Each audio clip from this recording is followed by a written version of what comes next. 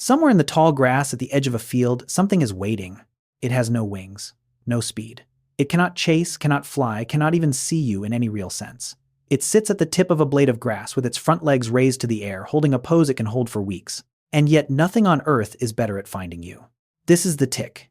8 legs, a body smaller than a sesame seed, a creature built for one purpose and refined across 100 million years to perform it without fail. It does not hunt the way a wolf hunts. It waits. It reads the air for the carbon dioxide leaving your lungs. It feels the heat of your body approaching. And when you brush past, it lets go of the grass and takes hold of you instead. What follows is a slow, silent surgical operation, a mouth that anchors like a harpoon, saliva that numbs, that thins the blood, that switches off your immune system one signal at a time, a meal that can last for days while you feel nothing at all. Across the next 100 facts, the camera stays close. On the barbed mouth parts, on the swelling body, on the diseases carried in a single bite, and on the biology that lets this creature survive freezing, drowning, and years without food. It is not the largest parasite. It is not the fastest. But it may be the most unkillable animal that will ever crawl across your skin. Let's begin.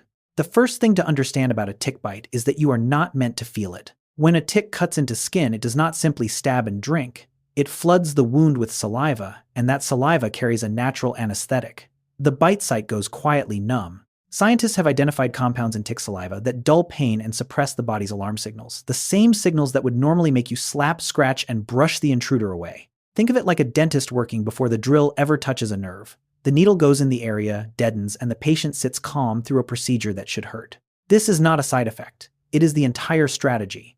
A mosquito bites and flees in seconds, so it can afford to be felt. A tick needs to stay attached for days. If you felt it, you would remove it, and the meal would end before it began. So evolution solved the problem at the source. It made the bite invisible to its own victim. Up close, under magnification, the mouthparts sink in without so much as a flinch from the surrounding skin. No swelling at first, no sting, just a small dark speck that most people discover by accident hours or days later, already swollen with blood. Researchers now study these numbing compounds for a reason that would surprise the tick as possible templates for human painkillers. The creature that no one wants near them may hold a chemistry worth borrowing. The tick does not announce itself. It does not need to. Its greatest weapon is that you never knew it was there. Feeling nothing is only half the problem. The other half is holding on. At the center of a tick's mouth sits a structure called the hypostome. It is a rigid needle-like shaft, and running down both sides of it are rows of backward-facing barbs, dozens of tiny hooks all angled toward the body. When the hypostome drives into skin, those barbs fold flat on the way in. Then they spring outward and lock. Picture the head of a harpoon or the tip of a fishhook. Easy to push forward, nearly impossible to pull back. That is the geometry a tick carries in its face. This is why a tick is so maddening to remove. Grab it and tug, and the barbs dig in harder. Twist it, and the mouthparts can break off and stay buried under the skin. The animal is engineered to resist exactly the motion a panicked host will make. From a straight-on camera angle, the hypostome looks almost industrial, a ridged spear flanked by cutting blades, the whole assembly narrower than a grain of sand. It is one of the most efficient anchoring tools in the natural world, and it belongs to something you could lose in the folds of a bedsheet. Biologists point out a small irony here. The tick anchors itself so well that it sometimes cannot let go on its own timeline, and a disturbed feeding can cost it its own mouth. Superb engineering, no undo button. The barbs are the reason the gentle, steady pull with fine tweezers is the method that works. Not fire, not force. Patience against a creature that has more of it than you do. Barbs alone would not be enough. A determined host, a rough night's sleep, a scratch in the wrong place, any of these could still tear the tick loose. So the tick brings a second system. It glues itself in. Many hard ticks secrete a substance often called tick cement. It flows out around the mouthparts during the first hours of feeding, then hardens into a tough collar that fuses the tick's mouth to the surrounding skin. The barbed hypostome holds from the inside. The cement holds from the outside. Together they turn a loose grip into a sealed, permanent-feeling bond. Think of it like a construction crew driving an anchor bolt into a wall, then pouring epoxy around the base, so it can never work loose. The tick is doing both jobs at once, with a body you could balance on a fingernail. This cement is remarkable enough that materials scientists have taken a serious interest in it. It sets in a warm, wet, moving environment exactly the conditions where most human glues fail. Researchers are studying it as a possible model for medical adhesives that could one day seal wounds or hold tissue together inside the body. Stand close enough magnified, and you can see the difference between the two. A tick with cement sits flush against the skin, ringed by a pale, hardened cuff. A tick without it looks like it's merely resting on the surface, ready to be flicked off. Scientists still debate exactly which species produce the strongest cement and why some seem to use very little at all. But the principle is settled. This is a parasite that does not trust its grip to hooks alone. It brings its own concrete. With numbness, barbs, and glue all in place, a question arises. Why go to all this trouble? Why not bite, drink, and leave the way a mosquito does? Because a tick is not taking a sip, it is settling in for a stay. A feeding tick can remain attached for days, commonly 3 to 10, sometimes longer, depending on the species and the stage of its life. It does not gulp its meal. It draws blood slowly in a long, patient process, pausing, concentrating what it takes, returning fluid it doesn't need. A mosquito's meal is measured in seconds. A tick's is measured in days. That length of time is exactly why every other system matters so much. You cannot stay parked on a living, moving, scratching animal for a week unless that animal has no idea you are there. The anesthetic buys silence. The barbs and the cement buy a grip that outlasts the host's every unconscious movement. Each piece of the design exists to protect the one thing the tick truly needs: time. It also explains why removing a tick early matters. Many of the diseases a tick carries are not injected the instant it bites. They take hours to travel from the tick's gut, through its body, and out into the wound. The clock that the tick fights to protect is the same clock working against you. Picture a wide shot of a sleeping deer at dusk, still and dark against the tree line. Somewhere on its ear, unmoving, a tick is 3 days into a meal the deer will never notice. No struggle, no sound, just a small dark shape patiently taking what it came for. Time attached is not only about blood, it is about what travels the other way. The bacterium behind Lyme disease is called Borrelia. It lives in the gut of an infected tick, and it does not simply spill into a wound the moment feeding begins. It has to be woken. As the tick draws blood and warms, the bacteria multiply and migrate, moving from the gut into the salivary glands and out through the saliva into the host. This journey takes time, which is why a tick found and removed quickly often transmits nothing at all. Lyme is now the most commonly reported tick-borne illness across much of the northern hemisphere. In the United States alone, health agencies estimate hundreds of thousands of cases each year. The classic warning sign is a spreading rash shaped like a target, a red ring with a clear center. But that rash does not appear in everyone, which is part of what makes the disease so difficult to catch early.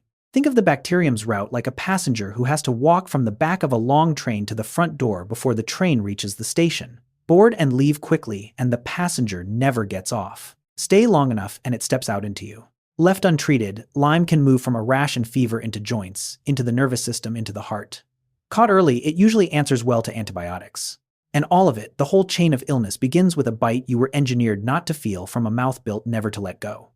The tick asked for nothing but time. The bacterium simply came along for the ride.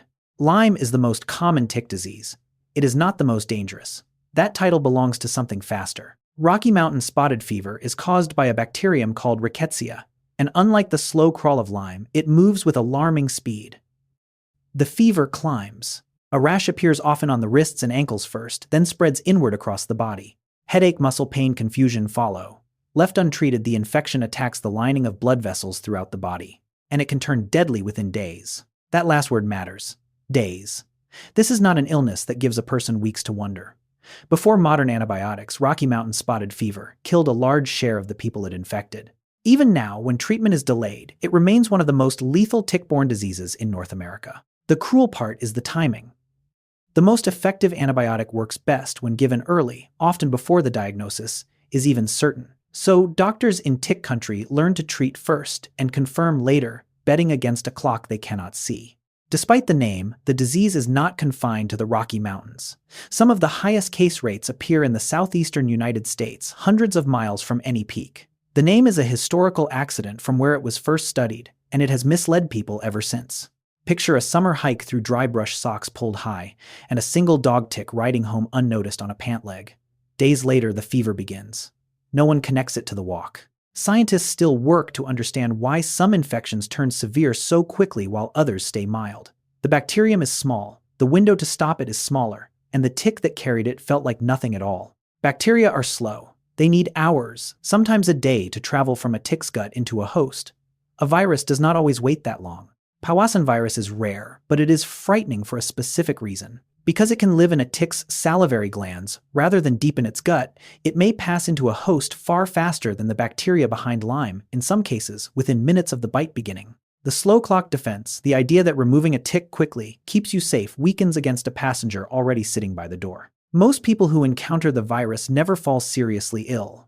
But when Powassan does take hold, it can attack the brain and the tissue around it directly. Survivors sometimes carry lasting damage, memory problems, muscle weakness, headaches that never fully leave. There is no specific cure. Doctors can only support the body and wait to see which way it turns. Think of it like the difference between a letter and a phone call. Lyme is the letter still being written, still traveling the long route.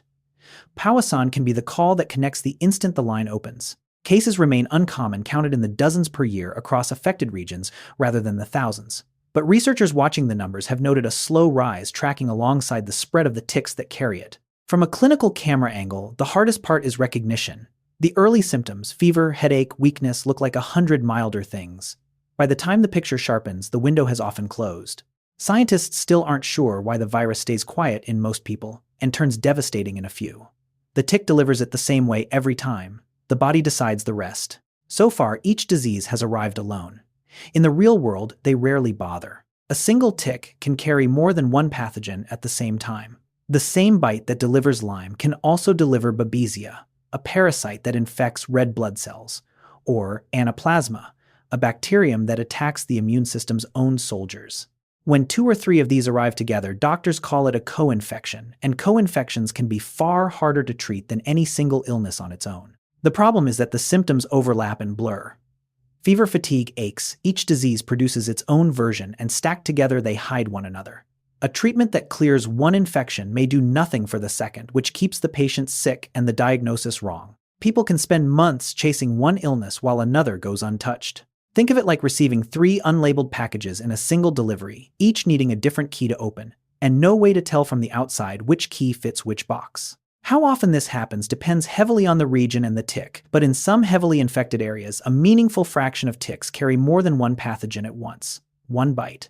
Multiple diseases. A single point of entry for a whole cargo of trouble. Under the microscope, an infected tick's gut can hold several different organisms living side by side, each waiting for the meal that will carry it forward.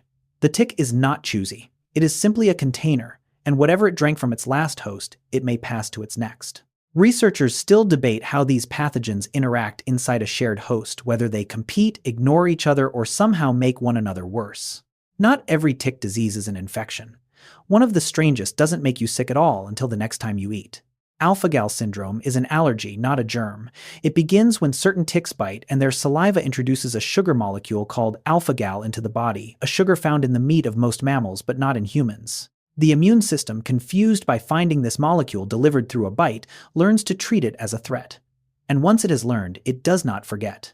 From then on, eating red meat, beef, pork, lamb, venison can trigger an allergic reaction. Hives, stomach pain, swelling. In severe cases, a full anaphylactic response hours after the meal. A person who ate steak happily their whole life can suddenly find that a single burger sends them to the emergency room. The delay is what makes it so hard to diagnose. Most food allergies strike within minutes. Alpha-gal often waits 3 to 6 hours long after the meal is forgotten, so the connection to the food goes unseen. People bounce between doctors for months, blaming everything but the tick that started it. Think of it like a security system that gets reprogrammed by a stranger to treat the homeowner as the intruder. Nothing about the meat changed. The alarm did. For some, the sensitivity fades over years if they avoid further bites. For others, it appears to be permanent, a lifelong tax collected by a creature they may never have seen. Scientists are still mapping exactly which tick species trigger it, and why the reaction varies so wildly from person to person. What began as a rare curiosity is now diagnosed in growing numbers, one accidental bite at a time. Lyme, spotted fever, Powassan, alpha-gal, co-infections stacked in a single wound. Set them side by side and a pattern emerges. No other creeping thing in its part of the world spreads more disease to humans than the tick. Across North America and much of Europe and Asia, it is the leading arthropod vector of illness, to people outpacing every biting fly, every flea in the sheer variety of what it can transmit. Mosquitoes kill more people globally, mostly through malaria in warmer regions. But for the temperate forests and fields where most tick species thrive, the tick stands alone as the great carrier. Part of the reason is that long, patient meal. A creature attached for days drawing blood slowly is a far better vehicle for passing pathogens back and forth than one that bites and vanishes in seconds. The tick's greatest survival trait, its patience, is exactly what makes it such an effective courier of disease. Think of it like the difference between a passing handshake and a week-long house guest. The handshake carries little. The guest has time to leave things behind, take things with them, and return again changed. And the roster keeps growing. Each decade, researchers identify new tick-borne pathogens, organisms that were always there or newly arrived or newly able to spread as the ticks themselves expand into new ground. From a wide shot, a single tick is nothing, a speck at the edge of a trail. But multiply that speck across every forest floor, every meadow, every deer path in the temperate world, and you begin to see the scale of what this animal moves through, the living things around it. The bite is only the beginning. A disease can be treated. An animal can be avoided. But the tick presents a harder problem than either. It is extraordinarily difficult to kill. Start with cold. Most small creatures die when winter closes in frozen solid, their cells ruptured by ice. The tick in many species does not. It produces compounds that act like biological antifreeze, lowering the temperature at which its body fluids turn to ice and protecting its tissues from the damage freezing would normally cause. It hunkers down in the leaf litter under snow, insulated by the very forest floor, and it waits out the season. This is why a hard frost does not clear the woods of ticks. People assume winter is a reset, that the cold wipes the slate clean each year. It does not. In much of tick country, a mild snowpack acts less like a killer and more like a blanket holding the ticks beneath it in a state of suspended patience until the thaw. Think of it like a seed waiting out the winter in frozen ground. Not dead, not gone, simply paused, holding its life in reserve until conditions turn. Scientists studying tick cold tolerance have found individuals surviving temperatures that would kill most insects outright, then walking away unharmed when warmth returns. The limit exists: extreme, prolonged, brutal, cold can kill them, but it sits far lower than most people would guess. From a wide winter shot, the forest looks empty. Bare branches, silent snow, nothing moving. And beneath that snow, held in the dark leaf litter, a generation of ticks is simply waiting for spring. The cold did not defeat them. It only asked them to be patient, and patience is the one thing they have in endless supply. Cold fails to kill it. So does water. Drop a tick in a glass, and it does not drown in the way you would expect. Ticks can survive being submerged for days, in some cases well over a week without air. Their oxygen needs are so low, and their ability to seal themselves against the outside world so complete, that being underwater becomes an inconvenience rather than an ending. They close their breathing openings, slow their already slow metabolism, and simply endure. This is the source of a common and false comfort. People pull a tick off, drop it in the toilet or the sink, flush it away, and assume the matter is closed. Often it is not. A tick that vanishes down the drain may well be alive at the bottom of the pipe, unbothered by the trip. Think of it like a freediver who can hold a single breath far past the point where anyone else would surface, except the tick holds it not for minutes but for days. Researchers have run exactly this experiment, holding ticks underwater and checking for survivors long after any insect would have died. The ticks come out moving. Their tolerance varies by species and by how engorged they are, but the general truth holds: water alone is a poor executioner. Up close, a submerged tick looks entirely dead, motionless, legs folded, no sign of life at all. Then it dries, and it walks away. There is a grim little joke among people who study them. If you want to be sure a tick is finished, the drain will not do it. You need something more final than a swim. Cold cannot end it. Water cannot end it. But surely hunger can. Every animal must eat. The tick's answer to that rule is one of the most extreme in the animal world. It can go months without a meal. In some species, it can go years. A hard tick waiting for a host may fast for a full year between blood meals as a matter of routine, questing through one season, missing every passing animal and simply waiting for the next. This is possible because the tick lives at an almost unimaginably slow pace between meals. Its metabolism idles down to a bare flicker. It does not burn energy hunting because it does not hunt. It does not waste warmth because it does not generate its own. It sits nearly inert, spending so little that a single meal from months ago can carry it across an enormous stretch of empty time. Think of it like a phone left in a drawer in the lowest possible power-saving mode. The screen dark, nearly everything shut off, one tiny process still ticking over the battery, draining so slowly it seems to last forever. For the host, this patience is what makes the tick so hard to escape. You cannot simply wait it out. You cannot starve the woods clean by staying indoors for a season. The tick has already planned for the lean times. Absence is its native state. Scientists still study exactly how the tick regulates this slowdown, how it holds its tissues intact through months of famine without feeding on itself. The answer lies somewhere in a metabolism built for a world where meals are rare and patience is everything. Hunger, it turns out, is just another thing the tick outlasts. If cold water and hunger all fail, people reach for the everyday methods. The washing machine, the hot shower. Surely a full cycle of soap and spinning water finishes the job. Often it does not. Studies on tick survival in laundry have turned up a stubborn result. Ticks can survive a trip through the wash, the water, the detergent, the tumbling, and come out the other side alive. What reliably kills them is not the washing at all. It is the dryer. High sustained heat, the dry, scorching air of a full drying cycle is what actually finishes them. The wash gives them a bath. The dryer gives them the desert. This overturns the instinct most people have.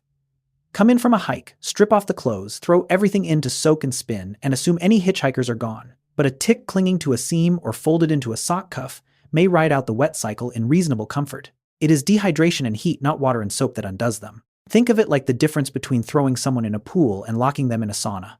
One is survivable, even refreshing. The other at length is not. The practical lesson from the research is simple and slightly funny. If you want your laundry tick-free after time in the field, skip straight to the dryer, run it hot, and let the heat do what the water could not. Up close, the tick's whole body is built to hoard moisture and resist drowning.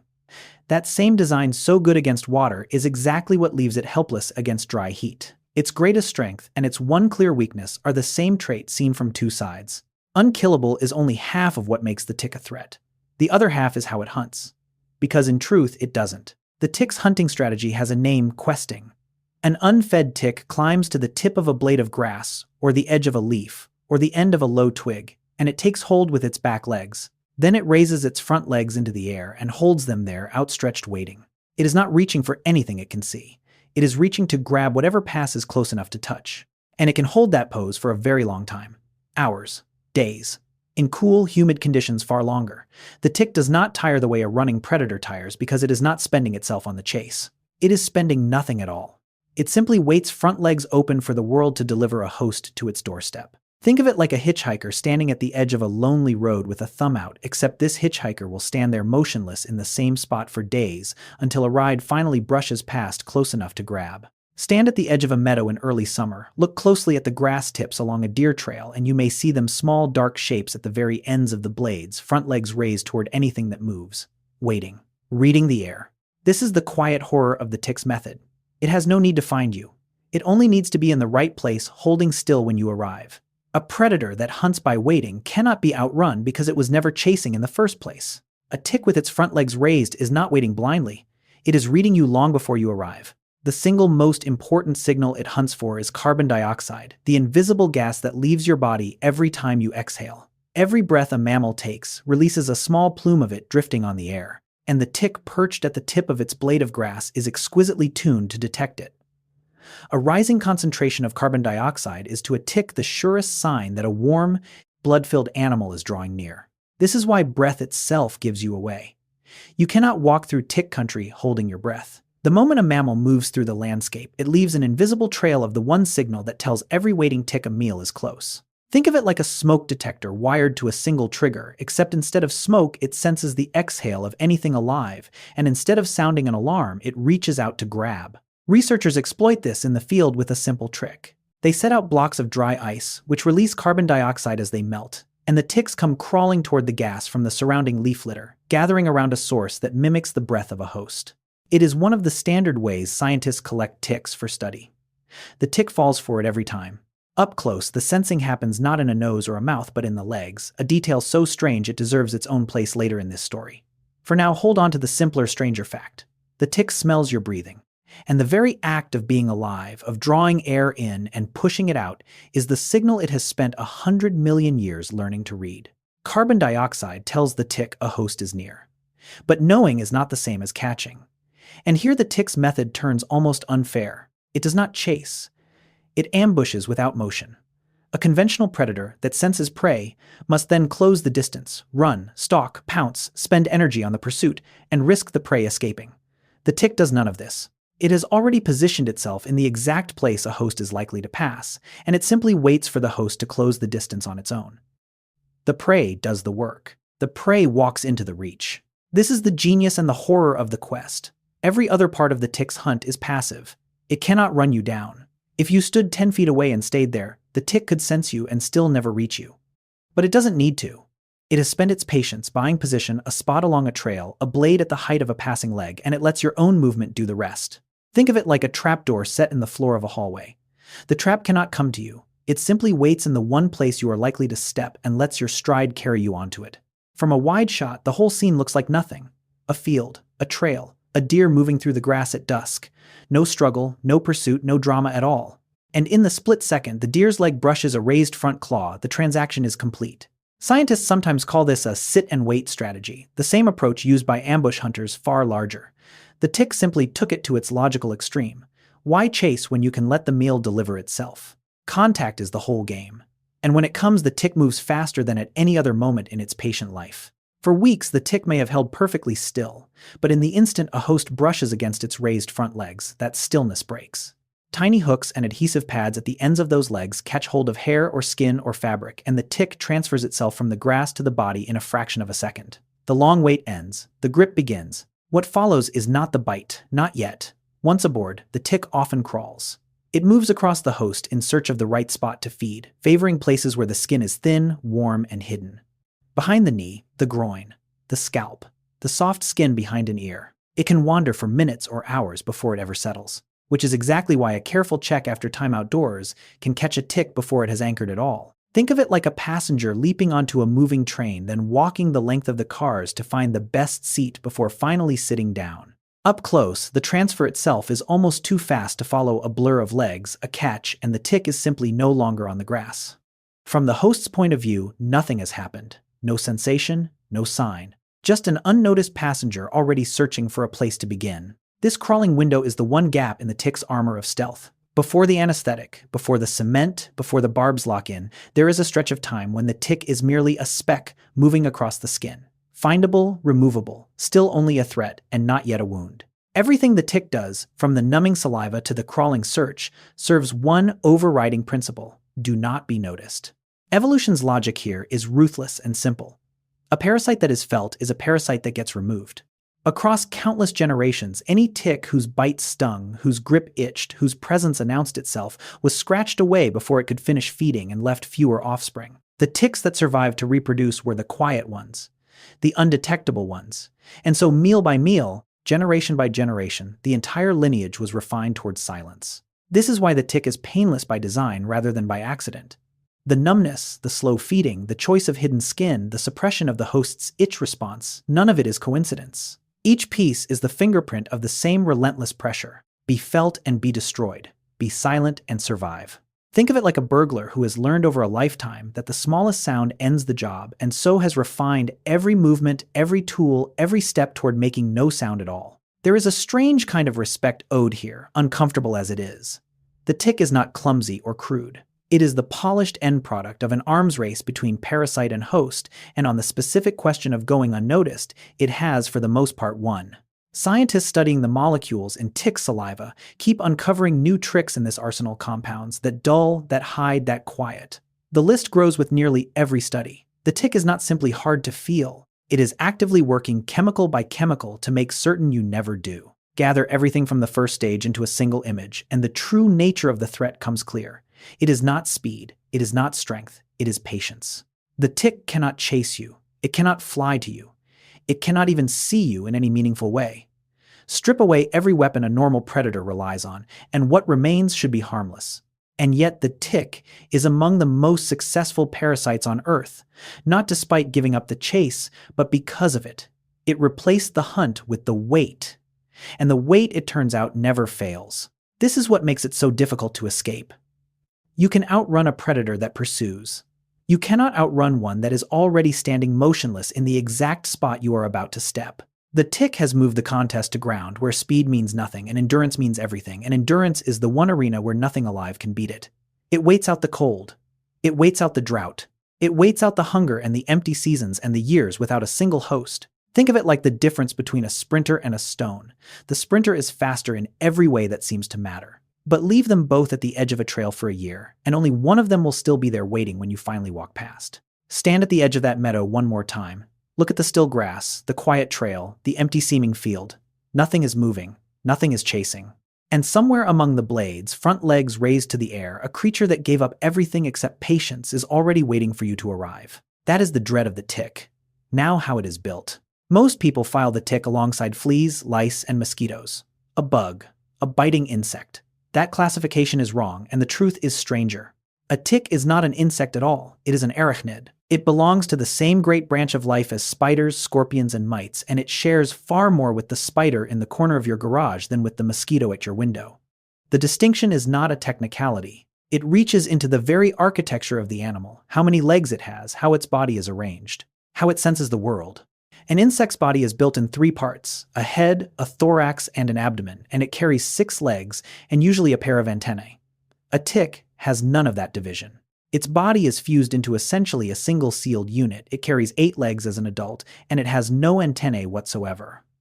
Line the two up side by side, and they are built on entirely different blueprints. Think of it like mistaking a submarine for a fish, because both move through water. The resemblance is real, but it stops at the surface. Underneath, they are made to different plans for different reasons. This matters for more than trivia. Because a tick is an arachnid, it responds to controls and conditions differently than an insect does. Some approaches that work against biting insects work poorly, or not at all against a creature built on the spider's design. Up close, the family resemblance becomes obvious. The blunt fused body, the deliberate crawl, the legs arranged in 4 pairs, this is not the anatomy of a fly. It is the anatomy of a hunter, far older and stranger, wearing a shape most people have never looked at closely enough to recognize. Once you know the tick is an arachnid, the details start to line up, beginning with the legs. Count them on an adult, and there are 8. 8 legs arranged in 4 pairs along the sides of that fused shield-like body. It is the defining mark of the arachnids, the trait that separates them at a glance from the 6-legged insects. And it changes how the tick moves. Where an insect scuttles on its 6, the tick crawls with the deliberate spreading gait of its kind. Slower, lower, closer to the surface it grips. But the legs are more than tools for walking.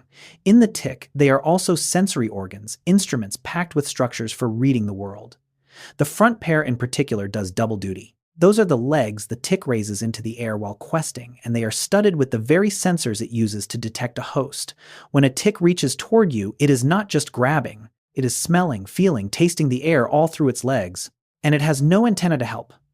An insect leads with its antennae, waving them to sample the world ahead. The tick has none. It has offloaded that entire job onto its legs instead, a completely different solution to the same problem of sensing what lies beyond the body. Think of it like a person who navigates a dark room, not by reaching with their hands, but by feeling everything through the soles of their feet, every temperature, every current of air, every trace of scent read through the parts that touch the ground. Up close, those front legs in their raised questing pose look almost like a gesture of reaching. In truth, they are a pair of living antennae the tick happens to walk on, sensing you long before they ever sees you. 8 legs mark the adult tick. But it does not begin life that way. Count the legs on a newly hatched tick, and you will find only 6. The tick passes through distinct stages as it grows, and the leg count changes as it goes. It hatches from the egg as a larva, sometimes called a seed tick, and at that stage it has just 6 legs, 3 pairs, like a strange echo of the insects it is not related to.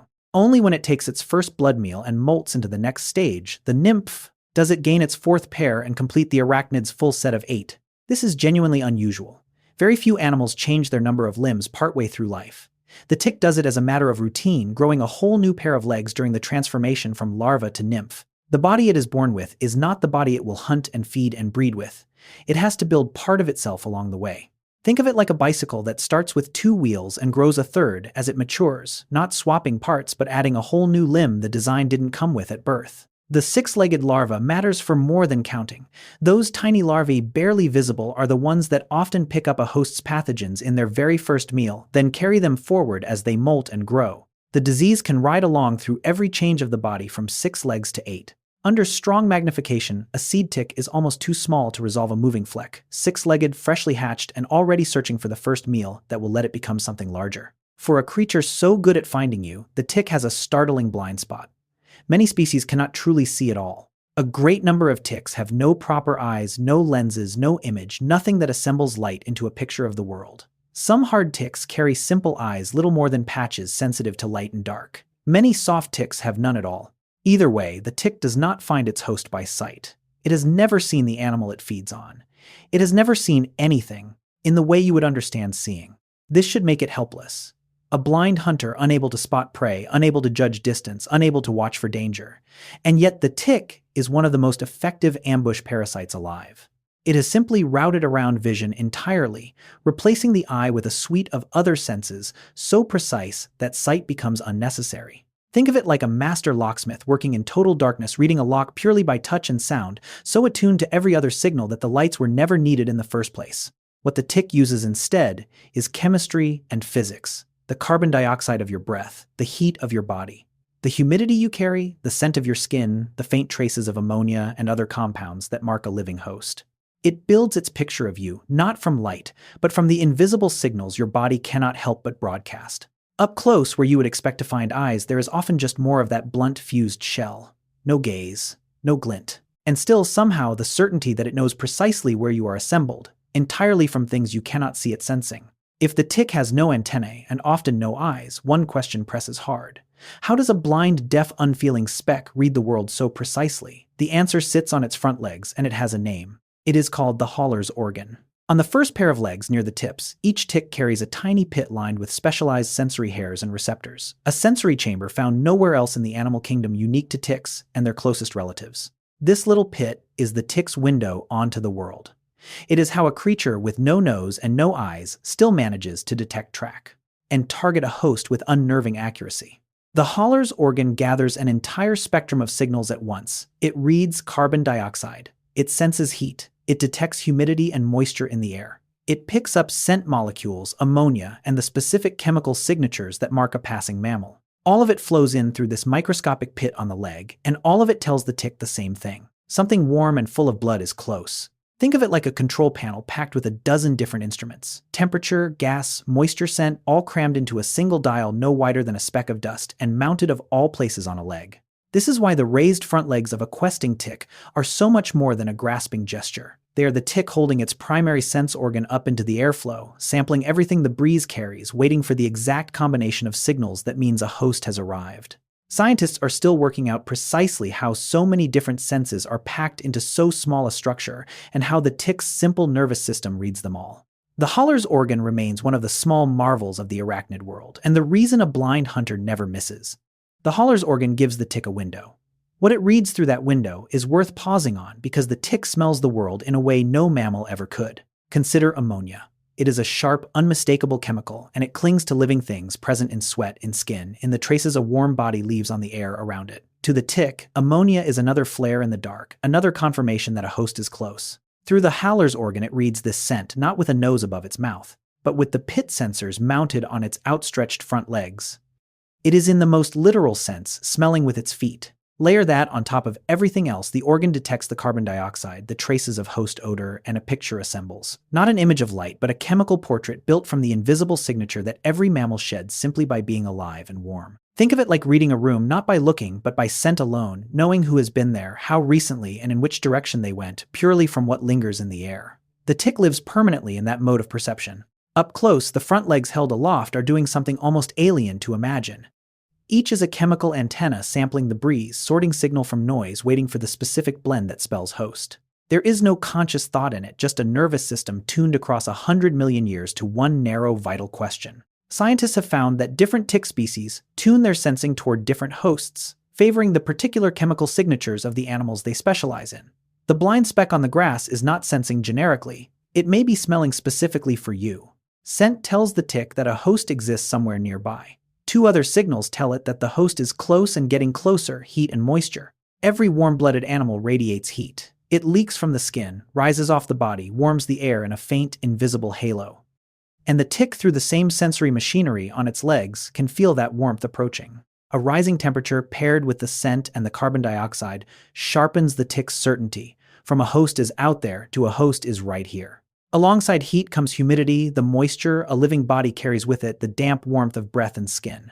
The tick reads that too. Together, these signals let the tick time the single most important action of its life. It cannot afford to reach and grab at nothing, wasting its position and its energy on a false alarm. So it stacks the evidence. Carbon dioxide, then scent, then a swell of heat and moisture arriving together, and only when the signals converge does the tick commit, extending its legs to seize whatever is now close enough to touch.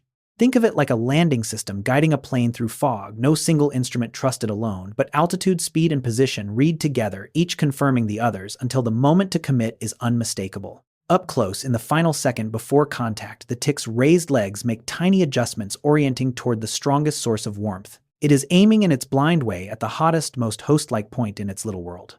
Researchers have shown that a simple, warm, moist object waved past a questing tick can be enough to trigger the grab the tick fooled into reaching for a warmth that carries no blood at all. The signals are powerful. They are also occasionally exactly wrong. Sensing the host is one machine. Opening the host is another. And here the tick's mouth reveals a set of tools, more like a surgeon's kit than anything you would expect on a creature this small. The first tools are called the chelicerae. They are a pair of cutting structures tipped with tiny blades, and they do the initial work of the bite. When a tick begins to feed the chelicerae, slice into the skin, sawing and tearing an opening through the outer layers. They are the scalpels of the operation, the parts that breach the surface and prepare the way for everything that follows. This is not a single clean puncture like a needle. The chelicerae work by cutting and levering, opening a small wound, and then in many species using their blades to help draw the rest of the mouth parts down into it. The tick is not so much piercing the skin as excavating a channel into it blade by blade. Think of it like a pair of tiny motorized shears opening a path followed by the anchor that will hold the whole assembly in place. The cutting comes first, the gripping comes after.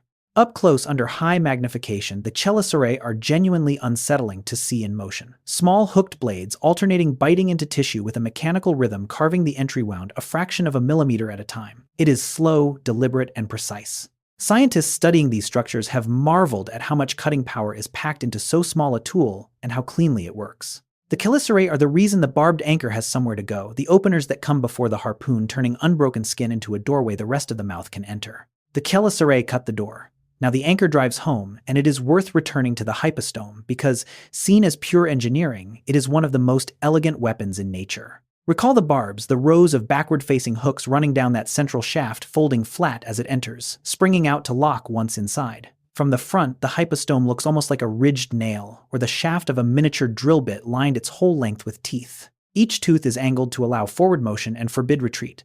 Push in easy, pull back impossible. It is the geometry of a fishhook refined and multiplied across an entire spear point. But the hypostome is not only an anchor, it is also part of the feeding channel, the structure through which blood is drawn up and saliva is pushed down. It holds the tick in place and serves as the pipe of the operation at the same time. One tool, two jobs. Anchor and straw fused into a single barbed shaft. Think of it like a tent stake that is also a garden hose driven into the ground to hold fast yet hollow, carrying fluid in both directions along its length. The tick built both functions into one piece and left no seam between them. Up close, the barbs catch the light in rows, each one a tiny hook of hardened material, the whole array narrower than a human hair. It is the kind of structure that looks designed, though no designer ever touched it, just relentless selection, favoring every tick that held on a little tighter than the last. Engineers studying the hypostome have taken inspiration from it, directly designing medical microneedles that grip skin the way the tick does. Proof that even our own tools have something to learn from this ancient barbed anchor. Cutting blades and a barbed anchor sit at the center of the mouth. Flanking them is a final pair of structures quieter than the rest but essential, the palps.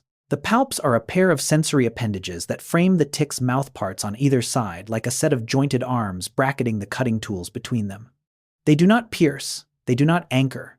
Instead, they serve as feelers and guides, sampling the skin's surface, helping the tick find the right spot and folding back out of the way once the real work of the bite begins. Watch a tick, prepare to feed, and the palps move first, pressing and testing against the skin, reading the surface before a single blade goes in. They help the tick judge where to cut, sensing texture, moisture, the lay of the skin, so that the chelicerae and hypostome go to work in the right place. Then, as the mouthparts sink and the palps splay outward, spreading flat against the skin around the wound rather than entering it. Think of it like the two hands of a craftsman steadying a piece of work, not the tool that does the cutting, but the guiding grip that makes sure the tool lands exactly where it should. Up close, the palps are what give a feeding tick its distinctive splayed, embedded look, the body flush to the skin, the little sensory arms fanned out to either side of the buried mouth. They frame the whole apparatus. They are the last piece of a mouth that is in total a fully integrated instrument. Put it all together, the palps that guide the chelicerae, that cut the hypostome, that anchors and channels, and the tick's mouth stops looking like a mouth at all. It is a compact, multi-part machine, every piece with a job assembled for the single purpose of opening a host and staying there. The mouth opens the host. But drinking blood creates a problem most people never think about. Blood is mostly water, and the tick does not want most of it. Blood is a diluted thing. To get the nutrients it needs, the proteins, the cells, the rich material packed into blood, a tick would have to drink an enormous volume of watery fluid. Taking all that water on board would leave it bloated, waterlogged, and slow swollen with liquid it has no use for. So, the tick solved the problem in a way that is genuinely startling. It drinks the blood, strips out what it wants, and sends the excess water back into the host. Through its salivary glands, a feeding tick returns unwanted water and salts to the host, spitting the excess fluid back down into the wound, even as it continues to draw blood up. It is concentrating its meal in real time, keeping the nutrition, discarding the water, and using the host's own body as the place to dump what it doesn't need. Blood in one direction, water back the other. Think of it like panning for gold in a stream, scooping up gravel and water together, keeping the few heavy flecks that matter, and pouring the rest straight back where it came from. This is not a minor quirk. It is central to how the tick can take such an enormous meal relative to its size without drowning in fluid. It has turned its salivary glands into a filtration and disposal system, running constantly throughout the days-long feed. And here the strategy carries a hidden cost for the host. Because that same salivary route, the water flowing back into the wound, is exactly the path many pathogens take to get in. The tick's elegant water recycling system is also the doorway through which disease travels. A detail we will return to. For now, hold the strangeness of it. The tick drinks your blood and spits your own water back into you over and over for days. Sending water back is only the first of the tick's blood problems. The deeper problem is chemical, because blood taken in the quantities a tick drinks is toxic. The trouble lies in a molecule called heme. Heme is the iron-rich core at the center of hemoglobin, the substance that makes blood red and carries oxygen through the body. It is essential to the host, but heme released in large amounts broken free during digestion is highly reactive and damaging. It generates destructive molecules that can tear apart cells from the inside. Any creature that digests blood in bulk must find a way to handle a flood of this toxic compound, or be poisoned by its own meal. The tick has evolved a sophisticated answer. Rather than trying to break heme down, it largely detoxifies and sequesters it, packing the dangerous molecule away into specialized storage structures inside its gut cells, locking it up where it can do no harm. It neutralizes the poison by imprisoning it rather than destroying it, storing the threat safely away meal after meal. Think of it like a demolition crew that keeps uncovering live explosives and instead of trying to defuse each one, simply seals them in a thick vault where they can never go off. The danger is not eliminated, it is contained. Up close inside the tick's gut, these storage structures accumulate the packed-away heme like a growing archive of neutralized poison, a record in a sense of every meal the tick has survived. Scientists study this heme handling closely because it points to a possible weakness. If you could disrupt the tick's ability to detoxify heme, you might poison the parasite with the very blood it feeds on. For now, though, the system holds, and the tick digests, a meal that would sicken almost anything else alive. Handling the chemistry of blood is one challenge. Handling the sheer volume is another, and it forces the tick's body to do something almost unbelievable. It expands. An unfed tick is flat, small, hard, and thin like a fleck of dark seed pressed against the skin. But as it feeds, it swells, and it can swell to many times its original size, its body ballooning as it fills with blood. This is possible because the tick's outer covering, its cuticle, is not the rigid armor you might assume. Parts of it are built to stretch. During a long feed, the tick actually grows new cuticle to accommodate the expansion, physically enlarging its own body to hold the meal. This is the difference between a tick's shell and an insect's. A beetle's hard casing is fixed, it cannot grow between molts. The feeding tick, by contrast, has a body designed to expand dramatically, stretching and building outward as the blood pours in until a creature that began flat as a seed becomes swollen and round. Think of it like a leather wineskin that not only stretches to hold what is poured in, but grows more leather as it fills, expanding its own capacity in real time rather than simply straining against a fixed limit. Up close, the transformation across a multi-day feed is dramatic. The flat, unremarkable speck becomes a taut and gorged sphere, many times larger its shape and even its color changed by the meal within. We will return to the full scale of this swelling later in the story, because the numbers deserve their own moment. For now, hold the mechanism. The tick does not simply fill a fixed container. It builds a bigger one, as it drinks an expandable body engineered to hold a meal its starting size could never contain. The tick's body can hold a flood of blood.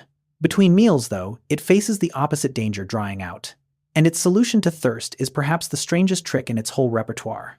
It drinks from the air. For most of its life, a tick is not feeding. It is waiting, often for months, exposed to the drying pull of the atmosphere. A creature that small has an enormous surface relative to its volume, and it should lose water steadily until it shrivels. Yet many ticks survive these long fasts without a single drop of liquid water. They pull moisture directly out of humid air. The mechanism is remarkable. Certain ticks can secrete a special fluid from their mouthparts that actively absorbs water vapor from the surrounding air, then draw that water-laden fluid back into the body. In effect, the tick produces a substance that grabs moisture out of thin air, then swallows it. As long as the air is humid enough, the tick can rehydrate without ever finding a puddle, a dewdrop, or a drink. Think of it like leaving a bowl of salt on a windowsill and watching it turn damp on its own, pulling water straight from the air until it pools. Except the tick does this deliberately with its own body, and then reclaims the water for itself. This is why humidity matters so much to a tick's survival, and why ticks thrive in moist leaf litter and shaded grass.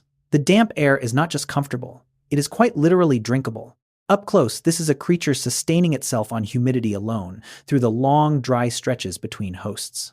Scientists still study the exact chemistry of the water-absorbing fluid, but the outcome is clear. The tick has found a way to stay hydrated on nothing but the moisture the air happens to carry. A tick that drinks from the air and stores a flood of blood still has to breathe. And even here, the tick does it differently, not through lungs, and not quite like an insect either. The tick takes in oxygen through small openings called spiracles, tiny valved holes in the surface of its body that lead to a network of internal tubes carrying air to its tissues. There is no active pumping of great breaths, no lungs filling and emptying. The system is passive and slow, matched to a creature whose whole metabolism idles at a low patient hum. And crucially, the tick can close those spiracles, almost completely sealing itself against the outside world. This closing ability is the key to several of the tick's superpowers already met in this story. When a tick is submerged in water for days without drowning, it is because it has shut its spiracles, sealing out the water and stretching its tiny oxygen reserves across an impossibly long time. When it endures the dry season, closing the spiracles also slows the loss of precious moisture through those same openings. The breathing holes are a valve the tick can shut at will. Think of it like a diver who can not only hold a breath but seal every pore against the water and dial their body down to the faintest flicker of activity, spending so little oxygen that a single lungful stretches across days rather than 2 minutes. Up close, the spiracles are easy to overlook, small plates on the tick's underside, unremarkable until you understand what they do. They are the tick's throttle on its own aliveness, the control that lets it shut down toward the very edge of dormancy and hold there. Slow breathing, sealable breathing. It is one more piece of a body built in every system around the same principle: spend almost nothing, endure almost anything, and wait. Sealable breathing hints at something larger about the tick, the pace at which it lives, because the tick's true secret is not any single organ, it is speed. Or rather, the near total absence of it. A tick's metabolism between meals idles down to a bare whisper. It generates no body heat of its own. It does not move, does not hunt, does not spend energy on anything but the faintest maintenance of staying alive. Where a mouse burns fuel frantically just to hold its warmth, a fasting tick burns almost nothing at all, coasting through months on reserves that would sustain a busier animal for days. It is one of the slowest living creatures you will ever encounter, clinging to a blade of grass. This slowness is the engine beneath nearly every marvel already met. The year-long fasts, the survival underwater, the endurance through cold and drought, all of them rest on the same foundation. A body that spends almost nothing can afford to wait almost forever. The tick did not evolve one trick for hunger and another for cold and a third for drowning. It evolved a single deep answer, profound slowness, and that one answer solved all of them at once. Think of it like the difference between a roaring campfire and a single ember buried in ash. The fire is brighter, hotter, more alive in every visible way, and it burns out in an hour. The ember, giving off almost nothing, holds its heat through the entire night. Up close, a fasting tick can look completely lifeless, motionless for weeks, indistinguishable from something long dead. And still, deep inside that ember glows. It is a strange kind of power, this. Not the power to act, but the power to persist, to do so little, so patiently, that time itself stops being an enemy. The tick is not fast. It never needed to be. It only needed to outlast. An idling metabolism raises a question about that enormous blood meal. If the tick lives so slowly, what does it do with all the blood it takes? The answer is that for a long while, it barely digests it at all. When a tick finishes feeding, it does not immediately break down its meal in a rush. Instead, much of that blood is stored, held in the tick's greatly expanded gut, kept in reserve, digested slowly over an extended stretch of time, rather than consumed all at once. The gut acts less like a stomach that processes food quickly, and more like a warehouse that releases its stock gradually, meal by meal, day by day. This fits perfectly with everything else about the animal. A creature that feeds only a handful of times in its entire life cannot afford to waste a meal or to burn through it quickly. So it hoards, It takes an enormous quantity of blood in a single sitting, then draws on that stored reserve slowly across the long fast that follows, extracting what it needs at the same unhurried pace as everything else it does. Think of it like a survivalist who, given one rare chance at a full pantry, does not feast but carefully rations every tin across the long, uncertain months ahead. Up close, this storage is why an engorged tick can drop off its host fully fed and then survive for a very long time before it ever needs another meal.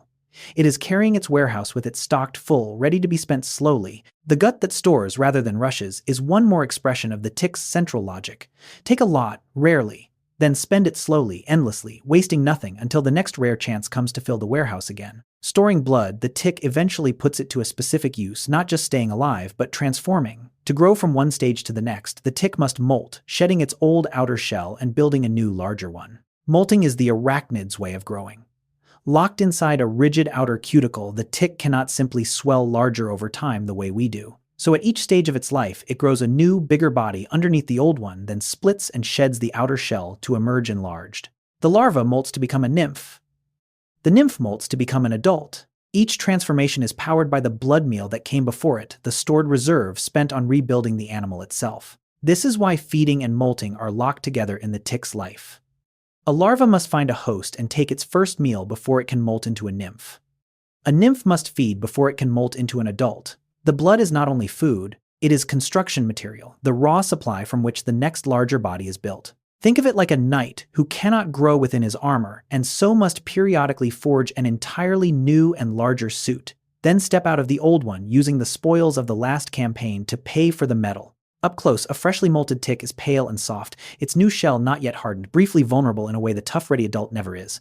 Within hours, it darkens and firms, and the transformation is complete. Molting binds the whole life cycle together. Each stage separated from the next by a shed shell, each shed shell paid for by a meal of blood, the tick building itself piece by piece from the hosts it feeds upon. Not all ticks are built alike. Step back from any single species, and the whole tribe splits along a deep and ancient line into hard ticks and soft ticks. And the difference shapes almost everything about how they live. Hard ticks carry a tough plate, a shield-like shell called the scutum across part of their backs. They are the ticks most people know, the ones that quest on grass tips attached for days and feed in one long, uninterrupted meal. Soft ticks lack that hard plate. Their bodies are more leathery and flexible all over, and they tend to live very differently, often hiding in nests, burrows, and crevices near their hosts, and feeding in short, rapid bursts, rather than one prolonged sitting. These two strategies lead to two different lives. The hard tick is the patient marathon feeder, anchored and cemented in place for days, taking one great meal per stage. The soft tick is more of a quick, repeated visitor, darting out to feed briefly, often at night, then retreating to its hiding place, returning again and again across its long life. Two solutions to the same problem of drinking blood split down a line laid millions of years ago. Think of it like the difference between a guest who arrives for a week-long stay and one who lives next door and slips in for a quick meal whenever the lights go out. Up close, the two look genuinely different, the hard tick with its polished shield, the soft tick with its wrinkled, all-over leathery skin and mouth parts often tucked beneath the body rather than jutting forward. This split matters for people too because the two groups carry different diseases and demand different defenses. One family, two body plans, and a division so old it predates almost everything else in this story. Assemble every piece from this stage, the 8 legs, the sensing feet, the cutting mouth, the expandable body, the stored blood, the sealable breath, the idling life, and step back. What comes into focus is not a bug at all. It is a machine. The tick is a fully integrated system, every part serving the whole with a precision that feels engineered. Nothing about it is casual or leftover. The blind body finds hosts through chemistry. The barbed mouth opens and anchors. The salivary glands filter water and dose the wound. The gut stores and detoxifies. The sealable spiracles ride out, flood, and drought alike. Each subsystem dovetails into the next, and all of them are governed by the same overriding principle: spend little, endure much, and wait for the rare meal that powers everything. This is what makes the tick so uncanny to really look at. It is not a crude little pest blundering onto skin by luck. It is a finished design refined across 100 million years into something with no wasted motion and no obvious flaw. A creature whose every strange feature turns out on inspection to be an answer to a hard problem of survival. Think of it like opening a device you assumed was simple and finding inside a mechanism of astonishing tightness, every gear meshed, every part accounted for, nothing there by accident. Up close, held in the light, the tick stops looking like something to flinch from and starts looking like something to study.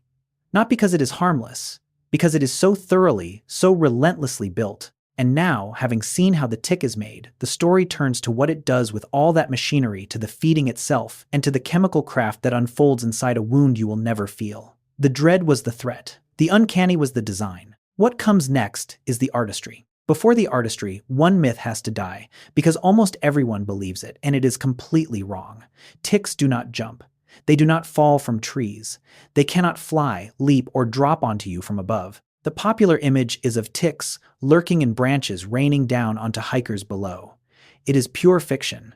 A tick has no wings and no jumping legs.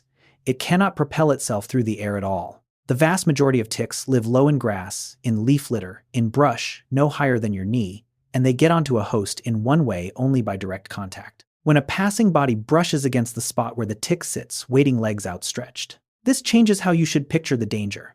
The threat is not overhead. It is at ankle height, at shin height, in the low growth along a trail's edge. Ticks climb up onto a host from below and then crawl upward across the body, which is exactly why one found high on the scalp did not drop there from a tree. It climbed there from the ground up after latching onto a leg or a boot. Think of it like a hitchhiker who cannot run to your car and cannot leap onto it, who can only wait at the roadside and grab hold when you brush past close enough to touch. Up close, a questing tick's whole posture makes the truth obvious. It is clinging to a stem with its back legs and reaching outward with its front built entirely for grabbing what passes, not for launching itself at anything. Scientists find this myth genuinely useful to correct, because believing ticks fall from trees sends people looking in exactly the wrong place. The real danger never left the ground. It was down at your feet the whole time, waiting to be walked into. Strip away the myth of the leaping tick, and what remains is stranger and more impressive, a hunting method built entirely on patience and chemistry, with not one moment of speed in it. Everything the tick does to find a host is passive and precise. It cannot pursue. It cannot ambush in the way a spider ambushes with a sudden pounce. Its entire predatory power comes from positioning itself well and reading the air perfectly, choosing the right blade of grass along a well-used trail, holding the right height, and detecting the approach of a host through carbon dioxide, heat, scent, and moisture until the instant of contact. The catch itself takes a fraction of a second. Everything before it takes days. This is host detection reduced to its purest form. No energy spent searching, no risk taken in a chase. The tick invests everything up front in choosing its spot and in maintaining its exquisite senses, and then it simply waits for the chemistry to tell it the moment has come.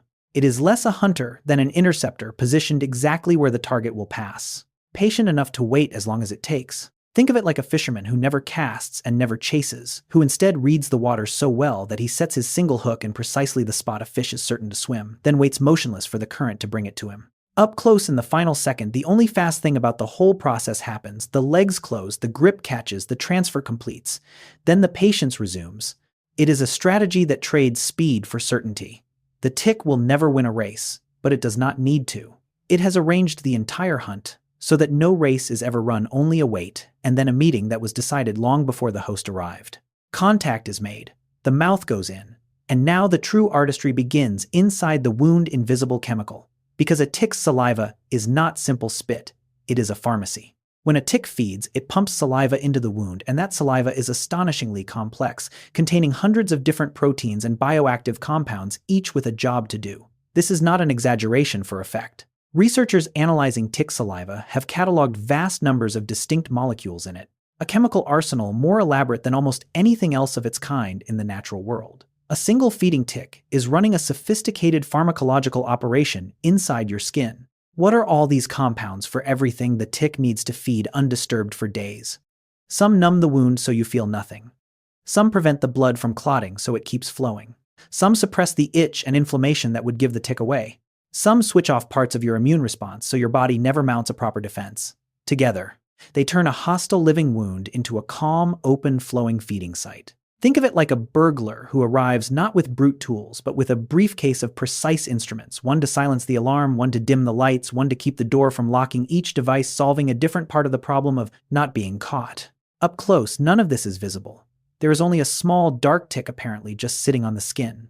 The entire drama plays out at the molecular scale in a wound the host does not even know is there. Scientists study this salivary pharmacy intensely because buried in those hundreds of compounds may be molecules of real medical value. The tick, in solving its own problem, has synthesized a chemistry we are only beginning to understand. Hundreds of compounds would be marvel enough.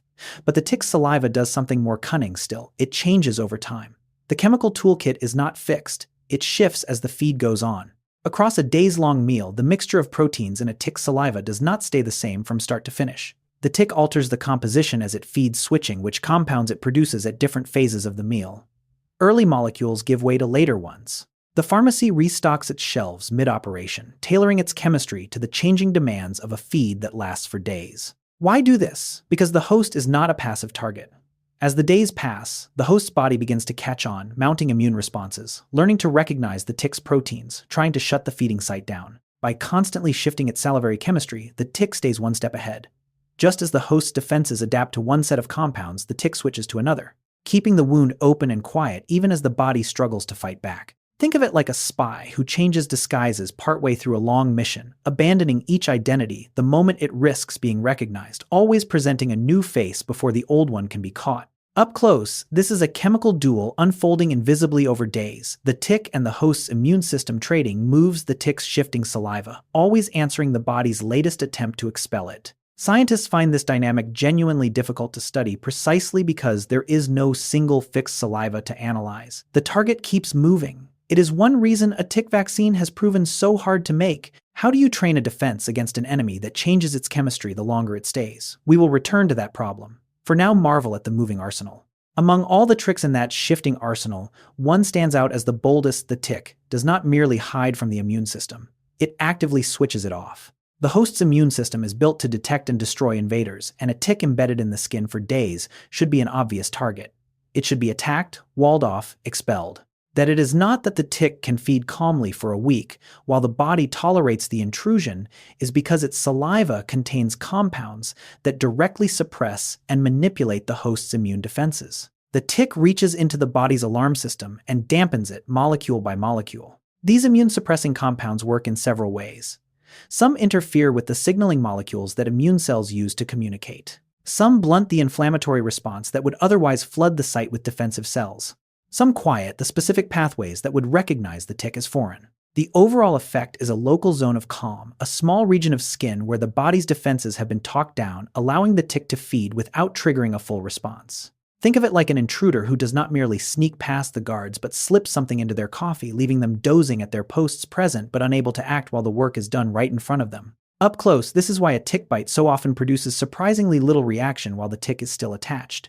The redness, the itch, the swelling, much of that comes later after the tick has gone and the suppression lifts. And here lies a darker consequence. An immune system that has been switched off cannot fight the tick, but it also cannot fight whatever the tick brings with it. The same suppression that lets the tick feed in peace opens the door for the pathogens riding in its saliva. Suppressing the immune system keeps the tick from being attacked. But there is another defense it has to defeat, one that works automatically the moment the skin is breached, the blood's own instinct to clot. Blood is engineered to seal wounds. Cut yourself and within moments, a cascade of reactions begins, forming a clot to plug the breach and stop the flow. For the tick, this is a disaster. A tick needs blood to keep flowing freely for days, and a wound that clots shut would end the meal almost before it began. So the tick's saliva is loaded with anticoagulants compounds that block the clotting process at multiple points, keeping the blood liquid and moving. These anti-clotting molecules are precise and powerful. They target specific steps in the clotting cascade, interrupting the chain of reactions that would otherwise seal the wound.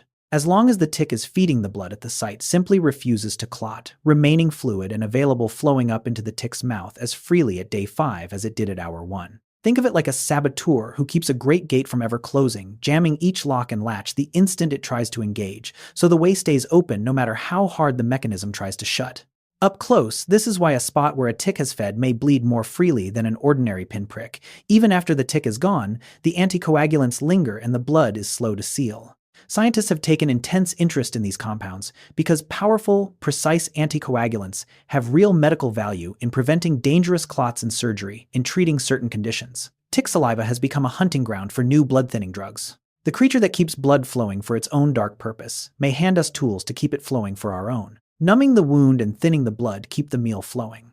But the tick faces one more way of being discovered, the itch, and so it reaches into that pathway too and shuts it down. An itch is a warning. It is the body's way of saying something is on the skin, something that should be scratched away. For a tick-provoking, an itch would be fatal to the meal. The host would feel the irritation, scratch at the site, and dislodge the parasite. So among the many compounds in its saliva are ones that suppress the itch and inflammation the bite would otherwise cause, quieting the very sensations that would betray the tick's presence. This is the final piece of the tick's disappearing act. The anesthetic hides the initial bite. The immune suppression prevents a broader reaction, and the anti-itch, anti-inflammatory compounds keep the skin from raising the low nagging alarm that would draw a hand to the spot. Between them, these chemicals render the tick not just painless, but genuinely unnoticeable, feeding in a quiet zone where the body has been persuaded on every channel that nothing is wrong. Think of it like a thief who not only picks the lock in silence, but also unplugs the doorbell, muffles the floorboards, and silences the dog, closing off every way the household might sense an intruder before settling into work. Up close, this is why the telltale itch of a tick bite so often arrives only after the tick has finished and detached. While it feeds, the alarms are held down. When it leaves, they finally sound. It is a small masterpiece of chemical stealth. The tick does not overpower the host's defenses so much as gently, comprehensively convince them to stand down every sense the body might use to notice it quietly, closed off one compound at a time. All this chemistry serves a single goal that defines the tick's entire feeding style: slowness. Where other blood feeders take their meal in seconds, the tick drinks for days. And that slowness is not a limitation. It is the whole point. A mosquito lands, pierces, drinks, and flees in under a minute, taking a tiny meal and accepting that it will be felt and swatted at. The tick has chosen the opposite path entirely. It settles in for a feed measured in days, drawing blood at a patient, unhurried pace across an enormous span of time. This is why it needs the anesthetic, the anticoagulants, the immune suppression, the anti-itch compounds. A meal that long can only work if the host never notices it happening. Slow feeding lets the tick do something a fast feeder never could: take an enormous meal relative to its size, concentrate it by returning water to the host, and extract the maximum nourishment from a single sitting. It trades speed for volume and thoroughness. It cannot afford many meals in a lifetime, so each one must be complete, and completeness takes time. Think of it like the difference between grabbing a snack on the run and settling in for a feast that lasts for days, the diner in no hurry, secure that no one will disturb the table, intent on consuming everything before rising. Up close across the days of a feed, the change is slow enough to be invisible in any single moment, yet total by the end, the flat speck of the first hour, swollen and transformed by the last. Every chemical trick in the tick's saliva exists to protect this one strategy: feed slowly, feed thoroughly, feed unnoticed. The tick built its entire pharmacy around buying the one thing a long meal requires: the luxury of time at the table undisturbed. A meal that lasts for days needs more than chemistry to stay in place. It needs a physical seal. And so in the first hours of feeding, many hard ticks lock themselves down with that remarkable secretion met earlier: cement. Recall the substance, the glue-like material a feeding tick secretes around its mouthparts, which hardens into a tough collar, fusing the tick to the skin. Seen now in the full context of the feed, its purpose is clear. The tick is committing to stay in one spot for days, drinking slowly, and it cannot risk being dislodged partway through. The cement is its guarantee, a hardened seal that holds the mouthparts fixed and steady through everything the host might do across a week of feeding. The cement does more than grip. It also seals the wound around the tick's mouth, creating a closed, stable feeding site, a sealed chamber where the tick's saliva and the host's blood meet, protected from the outside. It anchors, and it encloses at once, turning an open wound into a controlled port that the tick alone commands. Think of it like a diver who does not merely descend to work on a wreck, but first bolts a sealed chamber to the hull, locking themselves in place and shutting out the surrounding water so the work can proceed steadily undisturbed. Up close, this cement collar is what gives a well-anchored tick its fused, embedded appearance, no longer resting on the skin but grown into it, ringed by hardened material. And as noted before, this same cement fascinates materials scientists precisely because it sets and holds in warm, wet moving conditions where human adhesives fail. The tick, solving the humble problem of not falling off, may have engineered a glue that medicine has been trying to invent for decades. Anchored and sealed, the tick settles into the rhythm of its long feed, and here it performs the strangest act of all, the one already glimpsed and now seen in full. It spits back into the wound, repeatedly, for days. Recall the reason: blood is mostly water, and the tick wants the nourishment, not the fluid. So as it draws blood up, it returns unwanted water and salts back down into the host through its saliva, concentrating its meal in real time. This is not a single event. It happens over and over across the entire feed, a constant two-way traffic at the bite site, blood flowing up, excess fluid flowing back down again and again for days. The scale of this recycling is remarkable. To harvest the nutrients from a large volume of blood, the tick must process far more fluid than its body could ever hold, which means it must return a great deal of water to the host over the course of the meal. The bite is not a one-way straw. It is a continuous exchange, the tick endlessly sipping and spitting, keeping only the richest fraction of everything that passes through. Think of it like a machine that draws in seawater by the gallon to extract a few precious grains of salt, pumping the leftover water endlessly back into the ocean. It came from the intake vast, the keeping tiny, the return constant. Up close, none of this exchange is visible from the surface. There is only a feeding tick apparently still. Beneath it, a tireless back and forth runs for days. And this constant re-injection is not a harmless quirk.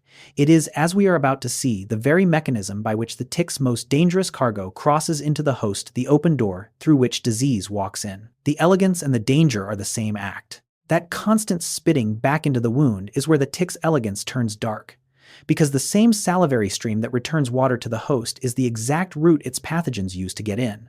The dangerous organisms a tick carries, the bacteria, the viruses, the parasites, largely live in its gut and its salivary glands. And when the tick re-injects fluid into the host during feeding, those pathogens ride along in the saliva, crossing from the tick's body into yours through the very same channel that carries the returned water. The mechanism that makes the tick such an efficient feeder is also precisely the mechanism that makes it such a dangerous vector. This is why the timing of transmission matters so much. For many pathogens, the tick has to feed for a while before they cross over. The organisms often need hours to wake, multiply, and migrate into the salivary stream, which is why removing a tick early can prevent infection, and why a tick that has fed for days is far more likely to have passed something on. The disease is carried in on the same tide as the water, but the tide takes time to turn. Think of it like a river used both to deliver fresh supplies and to smuggle contraband, the same current serving both purposes, the harmful cargo hidden in the ordinary flow, arriving only once the river has been running long enough. Up close, this is the grim unity of the tick's design. Its water recycling is a marvel of efficiency. Its disease transmission is a marvel of danger. And they are not two systems. They are one, the same saliva, the same channel, the same act of spitting back. The tick did not evolve to make you sick. Its pharmacy and its plumbing exist only to secure its meal. The diseases are passengers exploiting a doorway the tick built for entirely its own reasons and finding it open every time. Every chemical trick, every physical seal, every drop of recycled water serves one unifying purpose that sits at the heart of the tick's whole strategy: staying undetected. Not being felt is not one feature among many. It is the organizing principle of everything. Consider how completely the goal is pursued. The anesthetic makes the bite painless. The immune suppression prevents a defensive reaction. The anti-itch compounds silence the warning sensations. The cement holds the tick steady so it never tugs or catches. The choice of thin, hidden skin keeps it out of sight. The slow, patient feeding avoids any sudden disturbance. Every single one of these traits points at the same target, a host who never notices the parasite drinking from them for days. This is what elevates the tick from a mere pest to something genuinely remarkable. It has not simply evolved a way to bite. It has evolved a complete multi-layered system of concealment, attacking the problem of detection on every front at once, chemical, physical, and behavioral, until the odds of being noticed drop close to nothing. Think of it like a stealth aircraft where being unseen is not an added feature, but the entire design philosophy, every surface, every material, every line shaped around the single goal of vanishing from detection. Up close, the proof is in the experience of nearly everyone who has ever carried a tick. They did not feel the bite. They did not feel the feeding. They found the tick by chance already swollen, or found only the aftermath once it had gone. The concealment worked exactly as designed. It is an uncomfortable thing to admire, but the tick's mastery of going unnoticed is among the most complete in the natural world, a whole animal organized from its saliva to its behavior around the art of not being there at all. The tick's genius is not only in how it feeds, but in how it survives the vast empty stretches between meals. And one of its most powerful tools for that is a kind of suspended animation, a biological pause button called diapause. Diapause is a state of arrested development, a programmed dormancy in which the tick halts its growth and activity to wait out unfavorable conditions. When the season turns harsh, when the cold sets in, or the dry months arrive, a tick can enter diapause and essentially put its own life on hold, ceasing to develop, feed, or move, waiting until conditions improve before resuming. It is not sleep, and it is not quite hibernation. It is a deliberate, hormonally controlled pause in the machinery of living. This ability is a large part of why ticks are so hard to defeat by waiting them out. You cannot simply endure a bad season and expect the ticks to die off because the tick is not trying to survive the bad season through activity. It is opting out of it entirely, pausing, suspending itself, and waiting for a better time. It has turned the calendar into something optional. Think of it like a traveler, stranded by a storm, who does not struggle against it but simply stops settling into stillness, spending nothing waiting without impatience for the weather to clear before moving on. Up close, a tick in diapause is indistinguishable from an idle one, motionless, unremarkable, seemingly just waiting. But internally, its development is locked, its clock deliberately stopped. Diapause is timed with remarkable precision to the seasons, cued by changing day length and temperature, so the tick pauses and resumes in step with the year. It is one more expression of the tick's deepest strategy. When conditions are wrong, do not fight, do not flee. Simply stop and wait for the world to come around. Even between meals, the tick faces a daily struggle for its life, not against predators or cold, but against dryness. And it manages that struggle through a constant hidden vertical journey up and down through the vegetation chasing moisture. Recall that a tick can absorb water from humid air, but only when the air is humid enough. This creates a daily rhythm. When a questing tick perched high on a blade of grass begins to dry out in the warm, moving air, it must climb back down, descending into the cooler, damper microclimate near the ground, down in the moist leaf litter, to rehydrate before it loses too much water. Then restored, it climbs back up to resume its wait for a host. Up to hunt, down to drink, up to hunt again. This unseen commute governs much of a tick's daily life. It cannot simply perch at the top of the grass, indefinitely waiting for a host, because the exposed height that is best for questing is also the driest and most dangerous place for its water balance.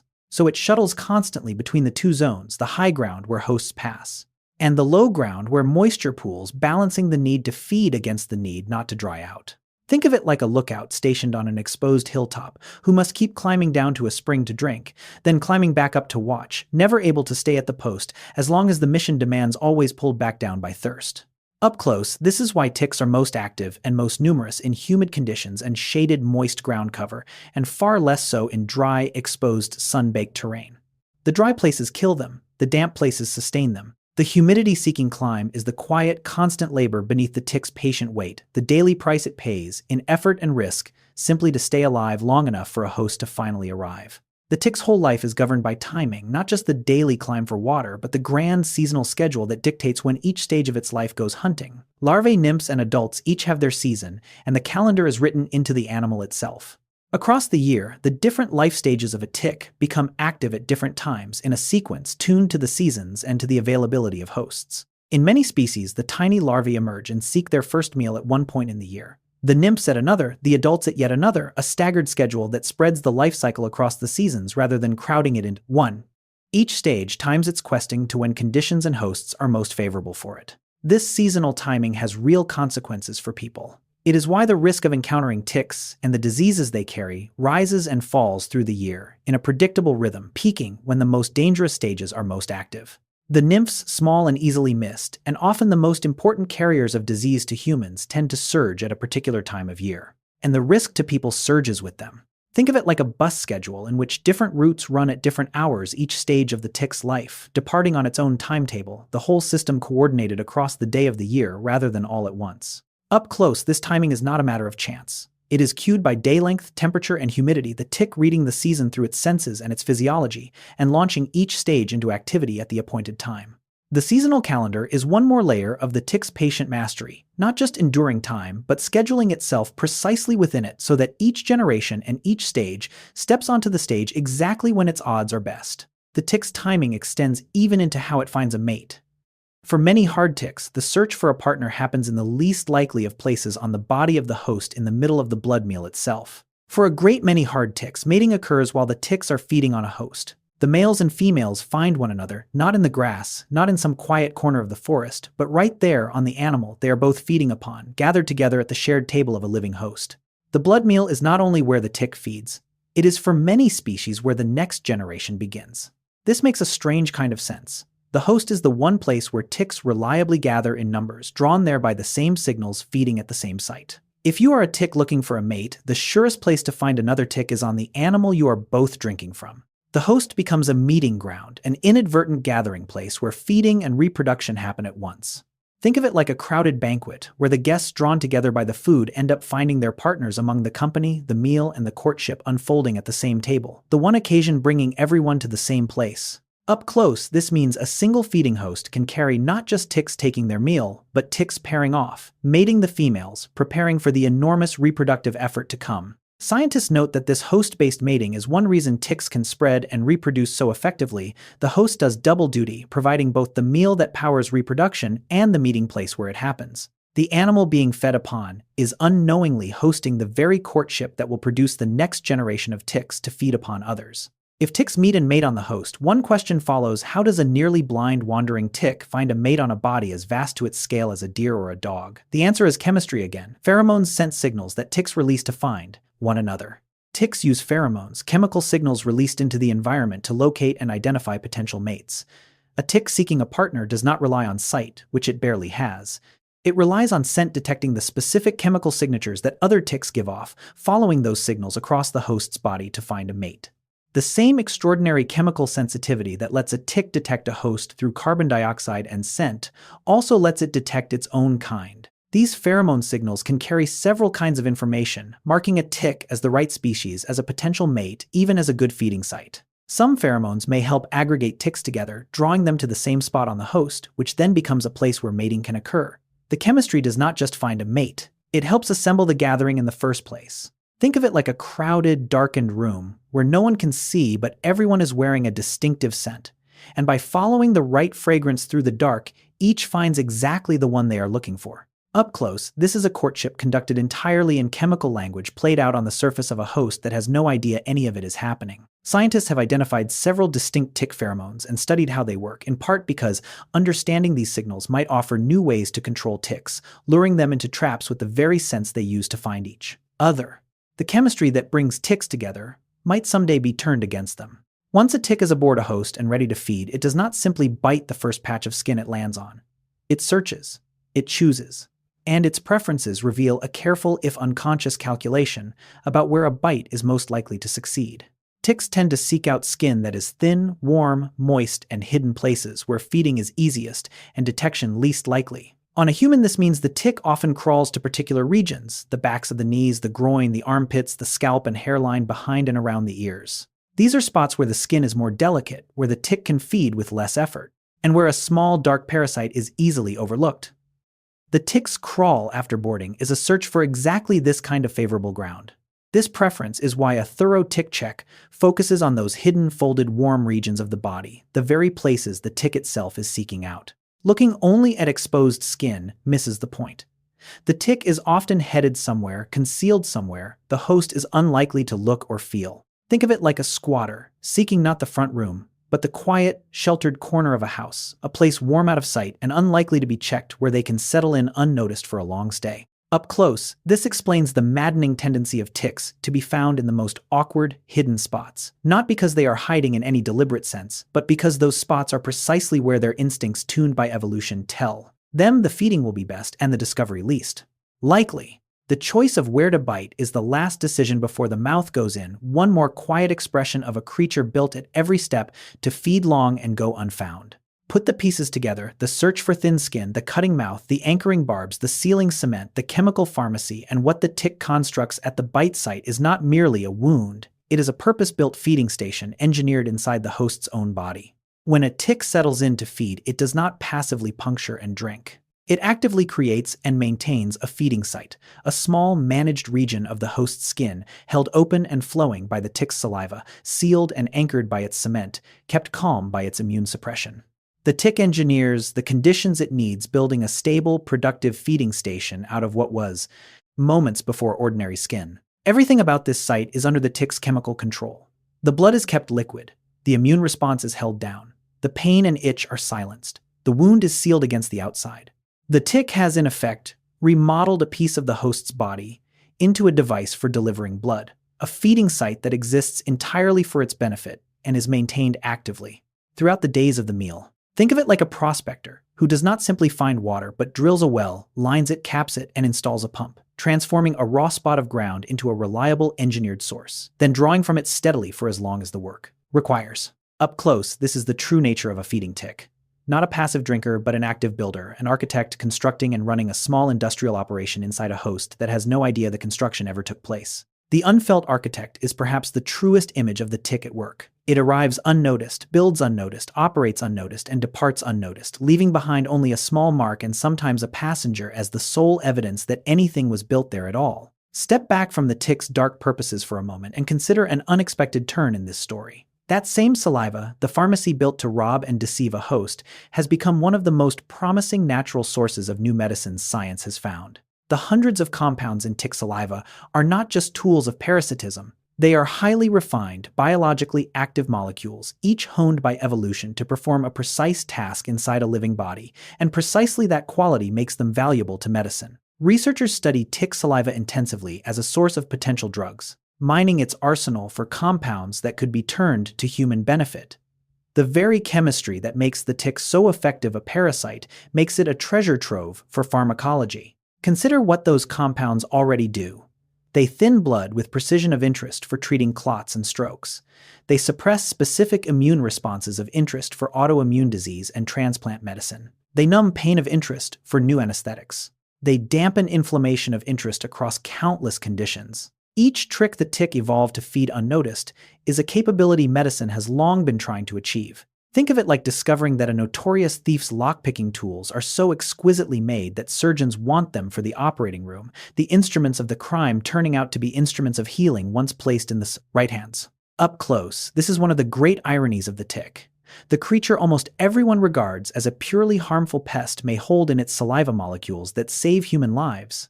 Scientists are still early in this work, and turning a tick protein into an approved drug is a long and uncertain road.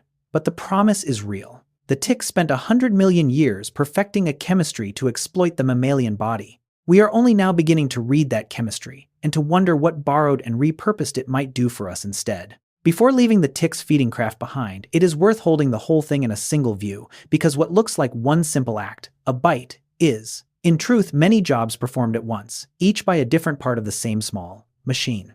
Consider everything a tick accomplishes in one bite. It anchors driving in a barbed shaft that will not pull free. It numbs flooding the site with anesthetic so nothing is felt. It thins keeping the blood liquid and flowing. It hides suppressing the immune response and silencing the itch. It seals, cementing itself into a closed and stable feeding site. It filters, returning water while keeping the nourishment. Every one of these tasks runs at the same time in the same tiny wound orchestrated by the same feeding tick. No single one of these tricks would be enough. A tick that anchored but could not numb would be felt and removed. One that numbed but could not stop the clot would find the blood sealed off. One that fed but could not suppress the immune system would be attacked and expelled. The tick's success depends on all of them working together, each covering a gap the others cannot. The whole system succeeding only because no part of it fails. Think of it like a pit crew descending on a car, every member performing a different task in the same few seconds. One fueling, one changing tires, one clearing the windscreen. The whole operation succeeding only because all the jobs happen at once in concert.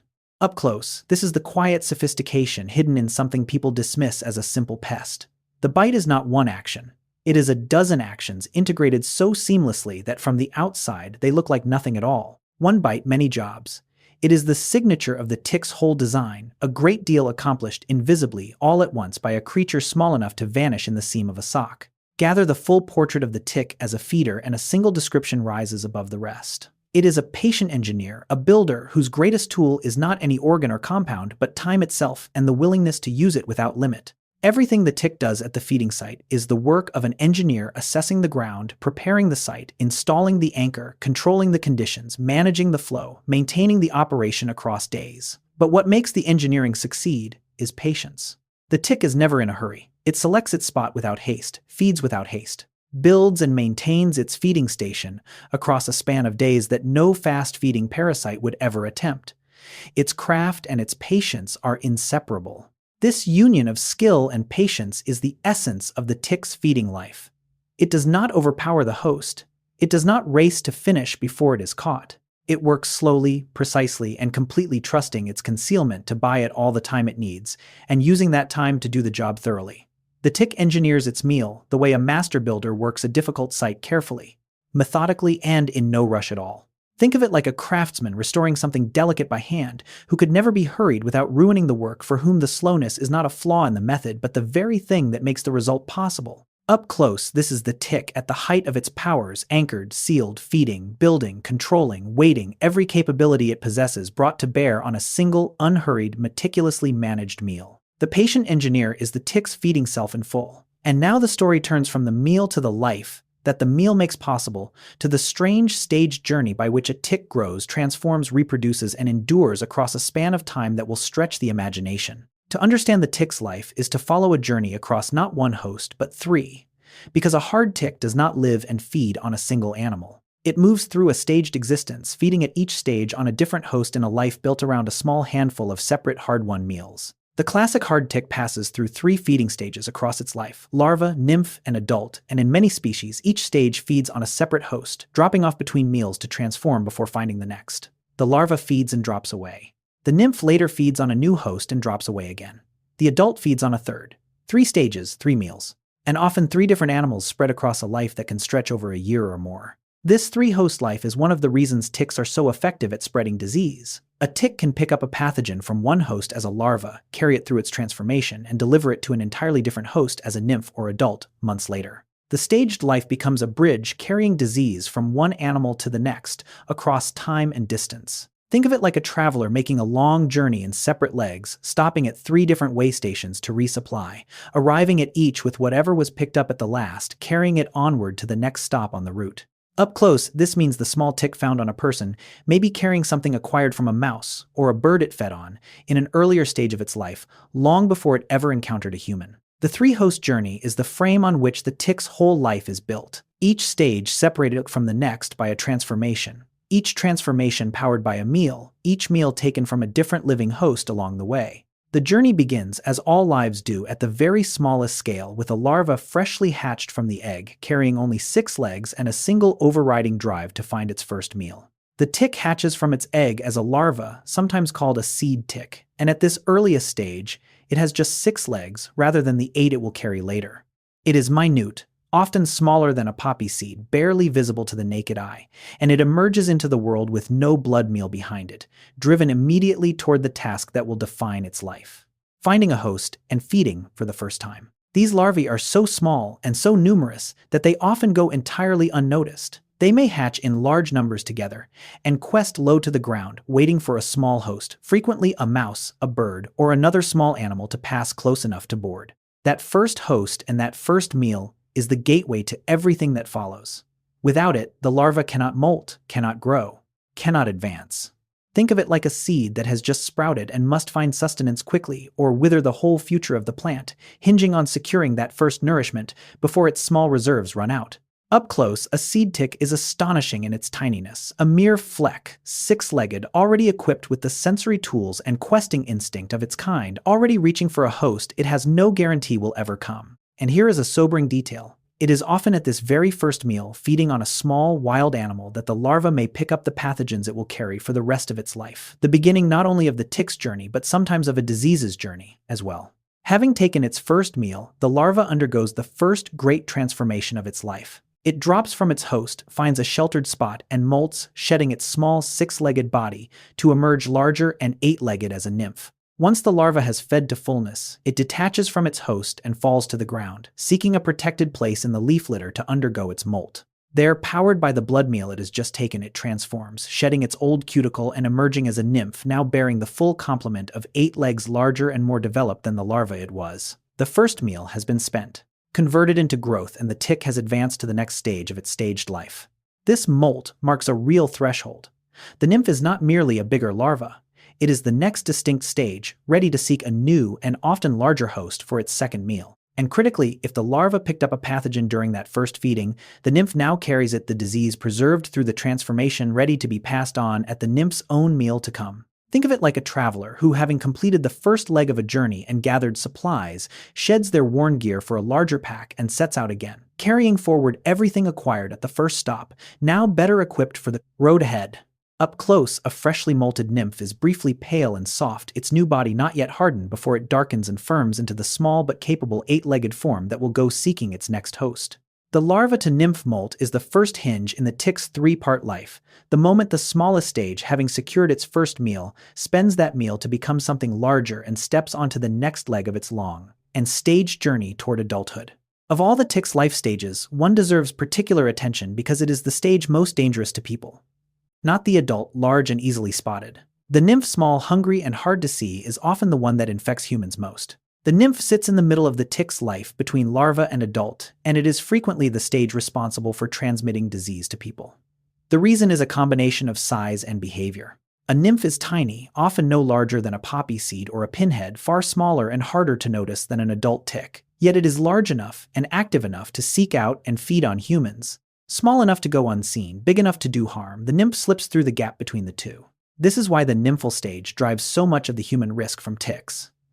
An adult tick is comparatively easy to find and remove before it transmits anything. It is large enough to feel or see. A nymph, by contrast, can attach, feed, and transmit disease while remaining almost invisible, tucked into a fold of skin overlooked until the meal is done. Its very smallness is what makes it dangerous. Think of it like the difference between a large, obvious hazard you can see and step around, and a small hidden one underfoot that you never notice until it has already done its damage. The small threat, more dangerous, precisely because it escapes attention. Up close, a feeding nymph can look like little more than a fleck of dirt or a freckle, easily dismissed, easily missed, which is exactly the problem. And the nymph often carries what its larval self acquired at that crucial first meal. Having picked up a pathogen as a larva and preserved it through the molt, the nymph arrives at its own feeding, ready to pass it on a tiny overlooked stage, delivering an outsized share of the tick's danger to people. The rhythm of the tick's life has a distinctive shape, a repeated pattern of arriving, feeding, and leaving over and over, stage by stage. Drop off, molt, climb back. Each cycle of the tick's staged existence follows this same recurring motion. Consider the pattern.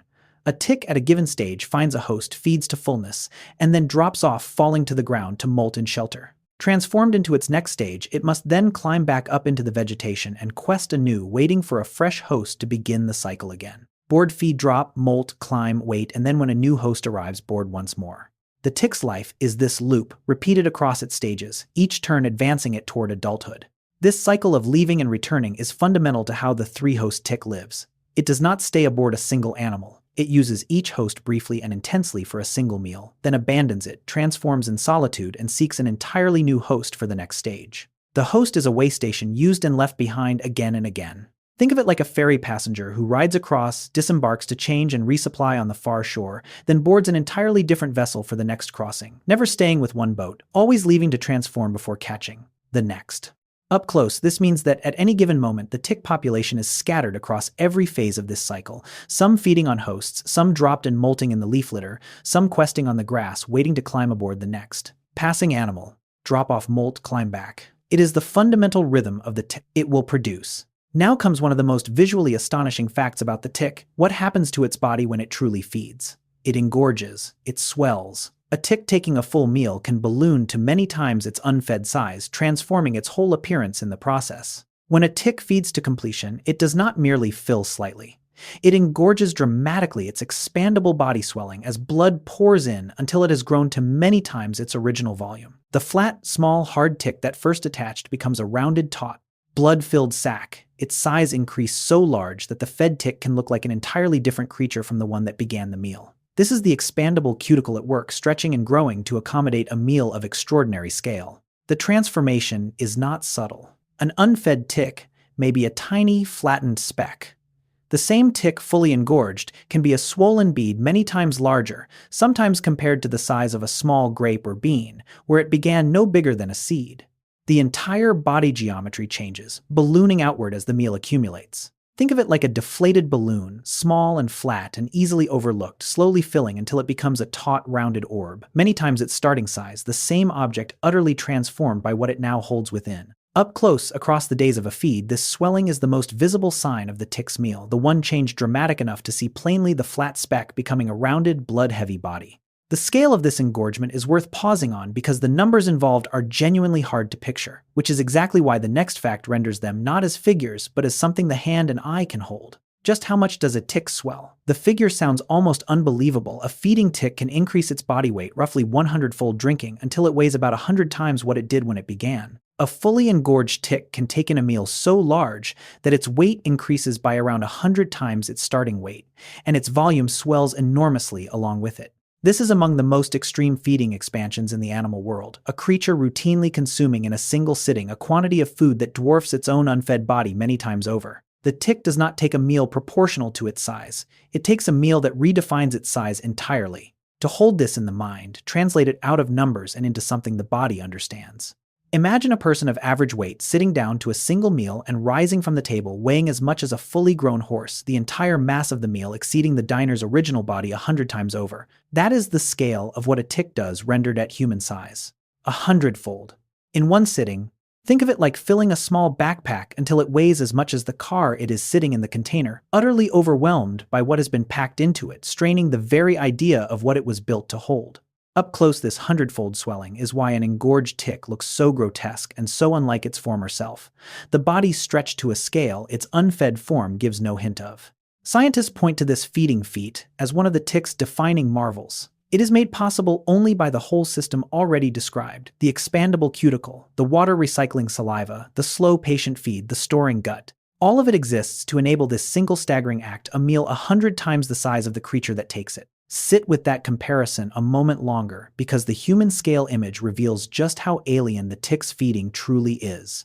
Rendered at our size, its meal is not merely large. It is physically impossible for us to imagine surviving. Take the 100-fold figure and hold it against a human life. A person does not eat 100 times their body weight in a sitting. They could not. The very idea breaks against the limits of a human body, which has no capacity to expand, store, or process such a quantity. What is routine for a tick would be lethal, absurd, unthinkable for us. The gulf between the two is a measure of how differently the tick is built, from its stretchable shell to its storing gut to its water-shedding saliva. This is why the human-scale comparison is so useful and so unsettling. It takes something that sounds like a dry statistic, a 100-fold increase, and forces it into a frame the body can feel. A person rising from one meal at the weight of a horse. It sounds like a fairy tale, a curse, a physical impossibility. And yet scaled down to the size of a tick, it is simply Tuesday. Think of it like being told a small cup could somehow hold a bathtub's worth of water, the claim so far beyond ordinary experience that only by picturing the overflow can the mind grasp how extreme the reality is. Up close, the engorged tick is the living proof of this impossibility made real. A body that has done what no human body ever could, swollen to a scale that our own biology forbids. The lesson in the comparison is not just the number. It is the reminder that the tick operates by rules our bodies do not share, that within this tiny, easily crushed creature is a feeding machine capable of a feat that translated to our world would look like something out of legend. A 100-fold meal taken quietly in a wound we would never feel. As a tick engorges, it does not only change size, it changes color. The shift in appearance across a full meal is dramatic enough that a fed tick can be hard to recognize as the same creature that first attached. An unfed tick is typically dark and flat, brown, reddish-brown, or black, small and hard against the skin. But as it engorges and fills with blood, its appearance transforms. The body swells, and the color often shifts many species, taking on a paler grayish or slate blue cast, as the expanding cuticle stretches thin over the accumulating meal. The dark little speck becomes a swollen, lighter-colored bead, its whole look altered by the blood within and the stretching of its shell. This color change can genuinely confuse people. Someone who knows what an unfed tick looks like, small, dark, flat, may not recognize an engorged one at all, mistaking the swollen, pale, rounded body for a blister, a skin tag, or some other blemish entirely. The transformation is complete enough to disguise the tick as something else. Think of it like a dark, tightly furled bud that opens into a pale, swollen bloom, the two forms so different in shape and shade that seen side by side they hardly seem to belong to the same plant. Up close, the engorged tick's stretched cuticle is part of the story. As the shell expands and thins over the growing meal, the darker coloration of the unfed body gives way to the paler tone of the distended one. The color change is one more reason engorged ticks are so often found late or misidentified. The creature that bit as a small dark speck may be discovered days later as a swollen pale lump, the same tick transformed by its meal into something the host may not even recognize as a tick at all. For a female hard tick, the enormous blood meal serves a single ultimate purpose: reproduction on a staggering scale. Because after she feeds to full engorgement, she will lay eggs. Not a few, not a modest clutch, thousands in a single massive laying. Once a female hard tick has taken her final enormous blood meal and dropped from her host, she converts that meal into eggs, and she produces them in extraordinary numbers, often laying thousands of eggs in a single clutch in some species, reaching many thousands. The entire purpose of that 100-fold engorgement becomes clear at this moment. The vast meal is the fuel for a vast reproductive effort, all of it spent at once on a single, overwhelming batch of eggs. This is a strategy of sheer numbers. The tick does not invest in a few carefully tended offspring. It produces a flood of eggs, casting thousands of potential ticks into the world at once, trusting that even if the vast majority perish enough, will survive to carry the line forward. The enormous meal and the enormous clutch are two halves of the same bet: feed hugely, breed hugely, and let overwhelming numbers do the rest. Think of it like a plant that pours everything it has gathered all season into releasing an immense cloud of seeds in one great burst, flooding the wind with far more than could ever take root, so that some few against the odds will find purchase. Up close, a laying female surrounded by her egg mass is a striking sight, the swollen body attended by a growing pile of eggs that can rival or exceed her own size, the whole reserve of her great meal transformed into the next generation. Thousands of eggs from one meal in one laying. It is the tick's answer to a dangerous world, not care, but quantity, meeting the long odds of survival with a scale of reproduction that ensures at least a few will make it through. That single massive clutch of eggs comes at the ultimate price. Because for the female hard tick, laying her eggs is the final act of her life. She reproduces once completely and then she dies. After a female hard tick lays her great clutch of thousands of eggs, her life is over. She does not feed again, does not lay again, does not survive to see her offspring hatch. She pours the entirety of her final blood meal into that one enormous batch of eggs, and in doing so exhausts herself, completely dying once the laying is done. One meal, one clutch, one generation, and then the end. Her whole adult life converges on a single reproductive act. This is a life of total commitment to a single moment. The female does not hedge, does not hold anything back for a second attempt. She spends everything, her great meal, her body's reserves, her life itself, on one overwhelming effort to produce the next generation. Reproduction and death are bound together, the one immediately following the other. The entire adult existence culminating in this final fatal act of laying.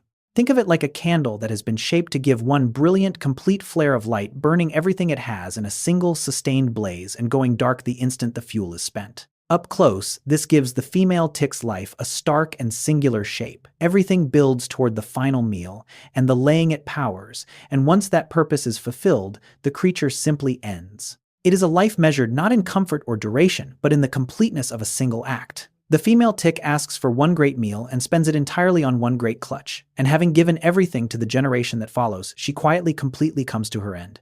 The egg mass a female tick leaves behind is itself a wonder of scale. Because that pile of thousands of eggs can grow larger than the mother who laid it, a heap of future ticks that dwarfs the body that produced it. When a female hard tick lays her enormous clutch, the accumulated egg mass can rival or even exceed her own size, forming a pile of eggs larger than the tick herself. Having converted the bulk of her great blood meal into eggs, she produces a mound of them so substantial that it outstrips her own body, a striking testament to just how much of herself and her final meal she pours into reproduction. The mother is consumed quite literally into the mass of her offspring. This detail captures the totality of the tick's reproductive investment. The egg mound is not a modest byproduct of her life, it is the near entirety of it made visible. Nearly everything the female gathered in her final feeding is transformed into this pile of eggs, so much so that the eggs together can weigh and bulk more than she does. Her body shrinks and fails as the egg mass grows and swells. Think of it like a vessel that empties itself entirely to fill a container larger than the vessel ever was, the source diminishing to nothing as the product it creates surpasses it in size. Up close, the image is unforgettable, the spent, shrunken female beside a glistening heap of eggs greater than herself, the last of her poured out into the generation she will never meet. The egg mound larger than the mother is the physical proof of the tick's all-or-nothing reproductive bet, a life's entire gathered resource converted almost completely into a pile of thousands of potential ticks, each one, a small chance that the line will continue into a world that will destroy nearly all of them. Thousands of eggs, a mound larger than the mother, and yet of all those thousands, only a tiny handful will ever survive to become breeding adults themselves. The odds facing each individual egg are brutal. Despite the enormous number of eggs a female tick lays, the survival rate of any individual egg through to adulthood is extremely low. The vast majority never make it. They face a gauntlet at every stage: eggs that fail to hatch, larvae that never find a first host, and starved nymphs that dry out or are eaten, adults that never encounter a final host. Of the thousands laid, only a small fraction will complete the full journey to become breeding adults. Most simply perish along the way. This is precisely why the tick lays so many.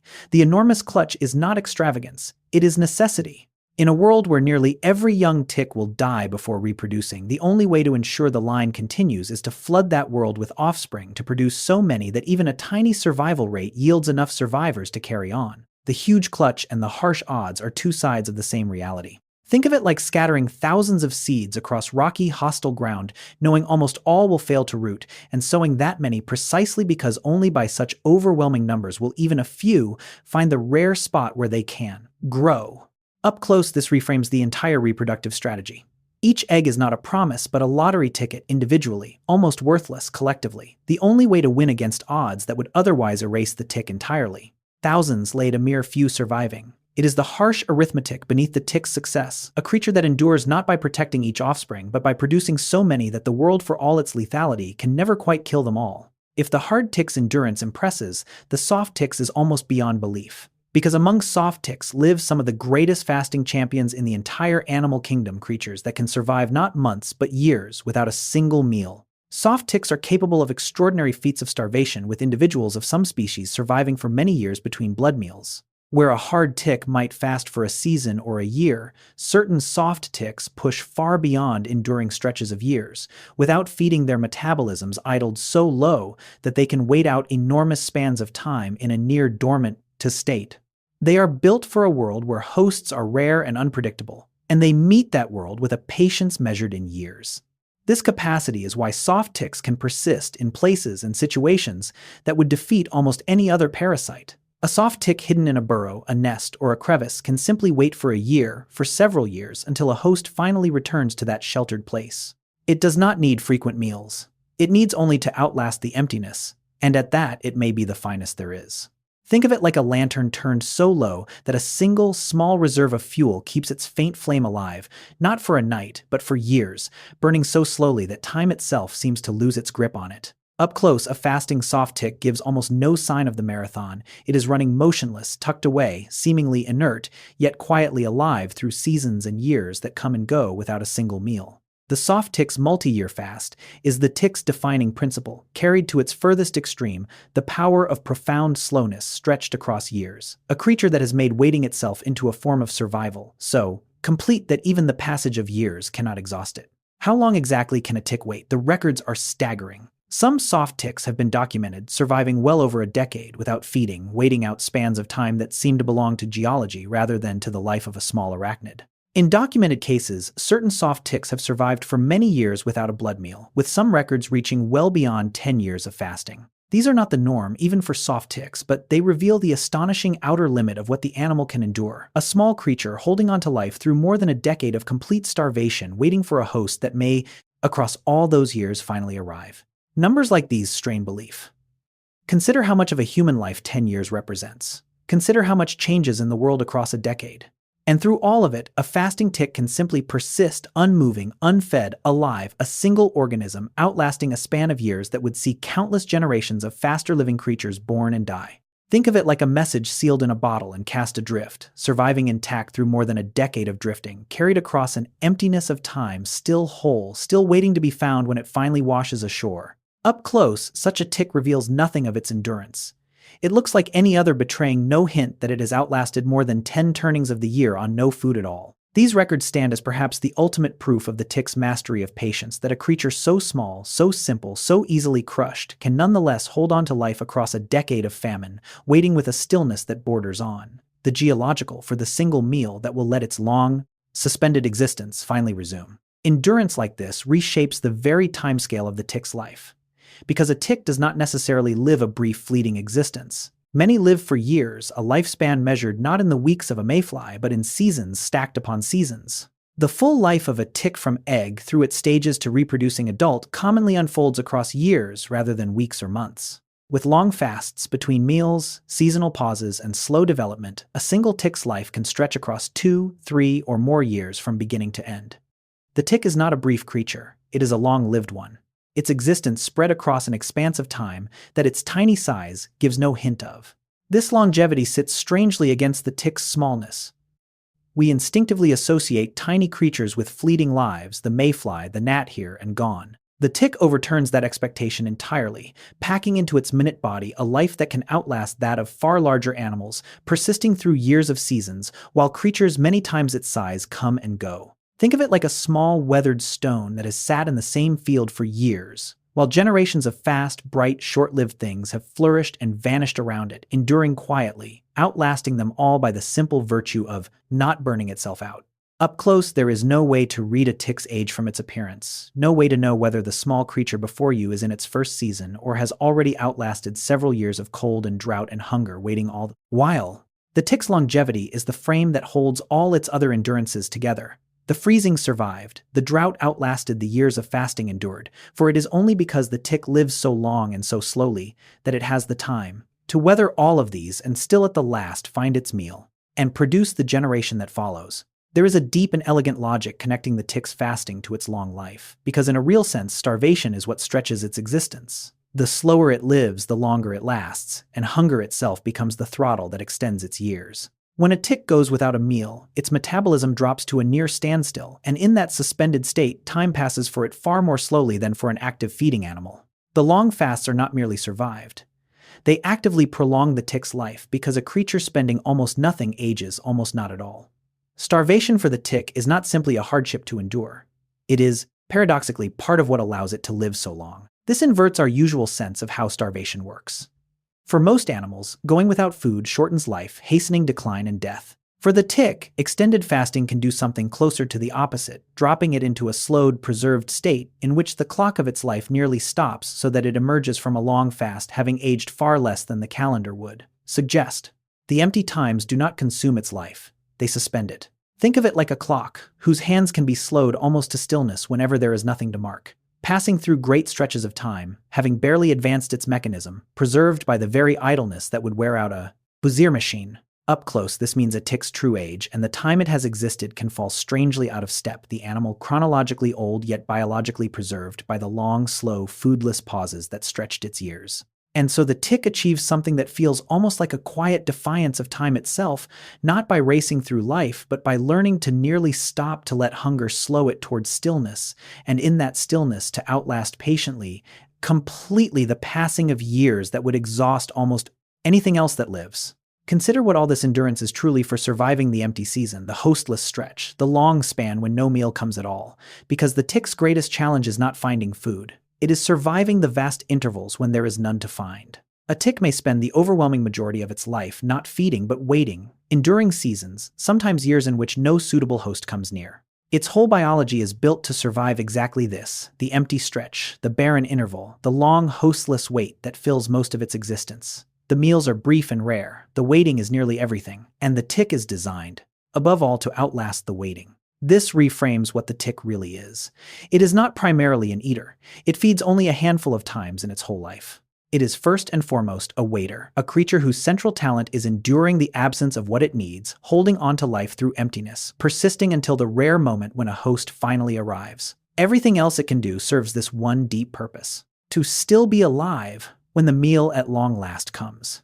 Think of it like a lighthouse keeper on a remote and rarely visited shore whose true task is not the brief moment of guiding a ship, but the long, patient endurance of all the empty days and nights, between the waiting itself being the whole of the work. Up close, a tick surviving a hostless year gives no sign of struggle. It simply persists quiet and slow and alive through an emptiness that would starve almost anything else that breathes. And in that quiet endurance lies the tick's deepest and most unsettling strength, that it has made survival independent of good fortune, that it does not need the world to be kind or generous or full of hosts, but only needs to wait, and in the art of waiting through emptiness, of outlasting the barren times until fortune turns, it may have no equal anywhere in the living world. Set against the great endurance athletes of the animal kingdom, the tick earns a place among them, not for speed, not for strength, but for the sheer staggering capacity to endure. Measured by patience, the tick may be the greatest endurance specialist of them all. We celebrate endurance in animals that migrate vast distances, that survive brutal cold, that go long stretches without food.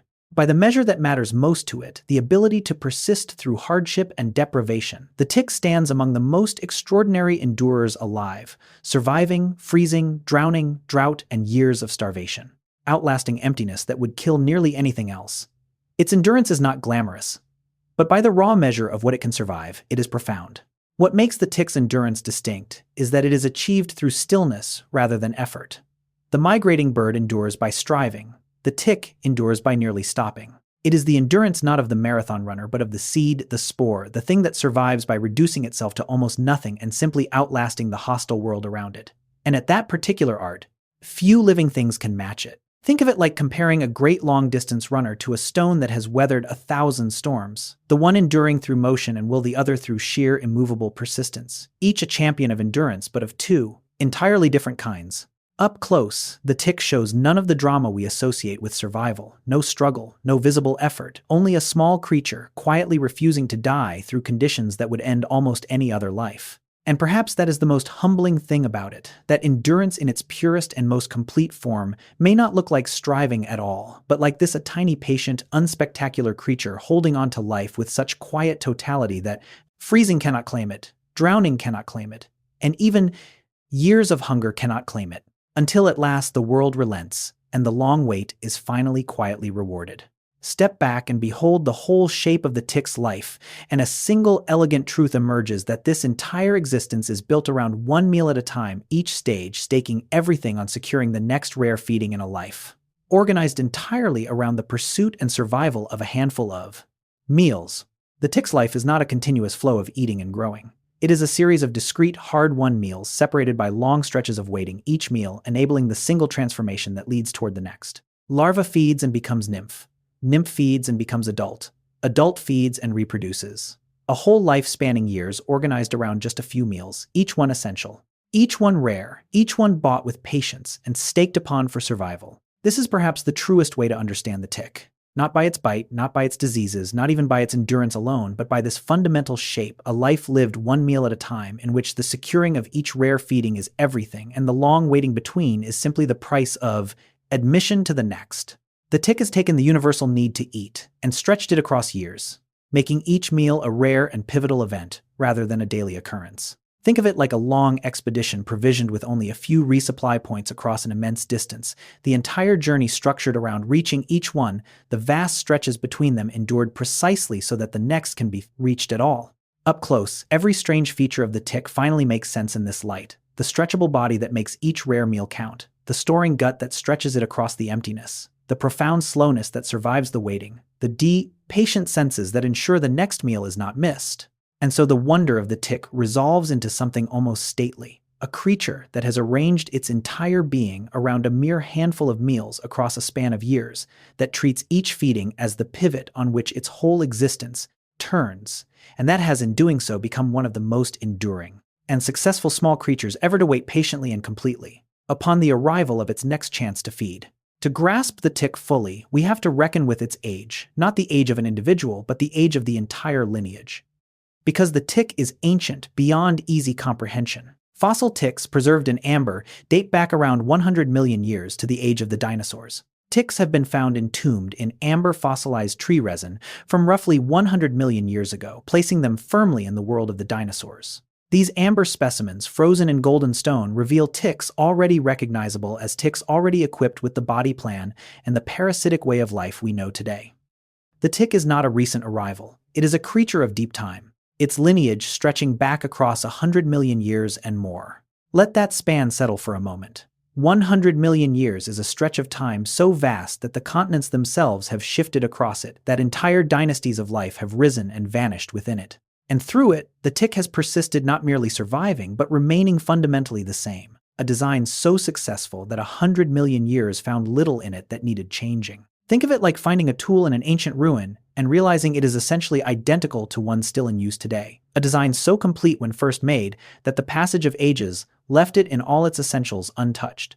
Up close, an amber-trapped tick is a haunting sight, a creature from the age of dinosaurs preserved in perfect detail, unmistakably kin to the tick that might cling to a blade of grass in a field today. And there is a quiet weight in that continuity, the recognition that this small, easily crushed creature we brush from our skin is the living end of a lineage older than the flowers, older than the grasses, a survivor from a world of giants that has outlasted the giants themselves and carried its ancient, patient way of life nearly unchanged, all the way down the long corridor of deep time into our own.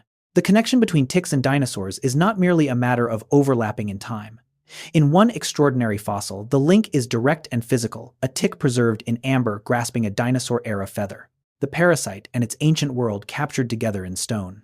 Among the most remarkable amber finds is a tick preserved alongside a feather from the dinosaur era, a fossil that appears to capture the ancient relationship between ticks and feathered dinosaurs directly. This specimen suggests that ticks were feeding on, or at least associating with, feathered creatures of the dinosaur age, that the parasitic bond between ticks and their hosts reaches back into that distant world, preserved in a single golden fragment across 100 million years. The image this conjures is extraordinary.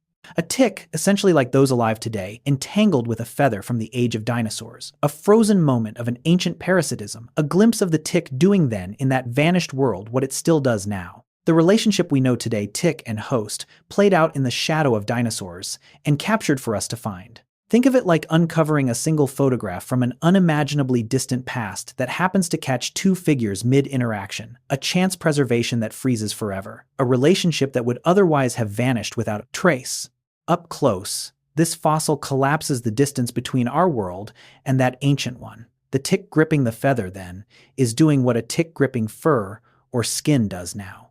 The behavior unchanged across 100 million years. And so this small piece of amber carries an outsized weight, for it tells us that the tick's way of life, the patient attachment, the parasitic bond, the feeding upon larger creatures, is not a recent development but an ancient inheritance, a strategy already old in the age of dinosaurs still being practiced faithfully and unchanged by the descendants of those very ticks in the fields and forests of the present day. To place the tick properly in deep time, consider this: the tick's lineage may be older than grass itself. The ancient world in which ticks first fed was one without the grasses and many of the flowering plants we take for granted, a landscape profoundly different from our own. Ticks arose in a world that predated the spread of grasses and much of the flowering plant life that now blankets the earth, meaning the tick as a lineage is older than the very grass on which it now so often waits. The familiar image of a tick questing on a blade of grass contains a deep irony. The tick is older than the grass it climbs. A creature whose origins reach back before those plants had come to dominate the land. This reordering of what came first is genuinely humbling.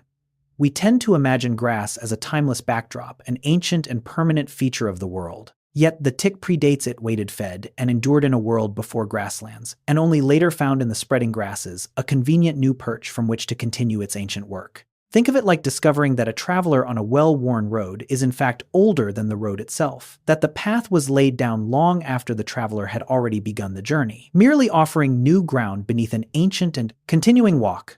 Up close, this makes the sight of a tick on a grass tip quietly astonishing, a creature from before the age of grasses perched atop one of the very plants that arose long after its own lineage was already old.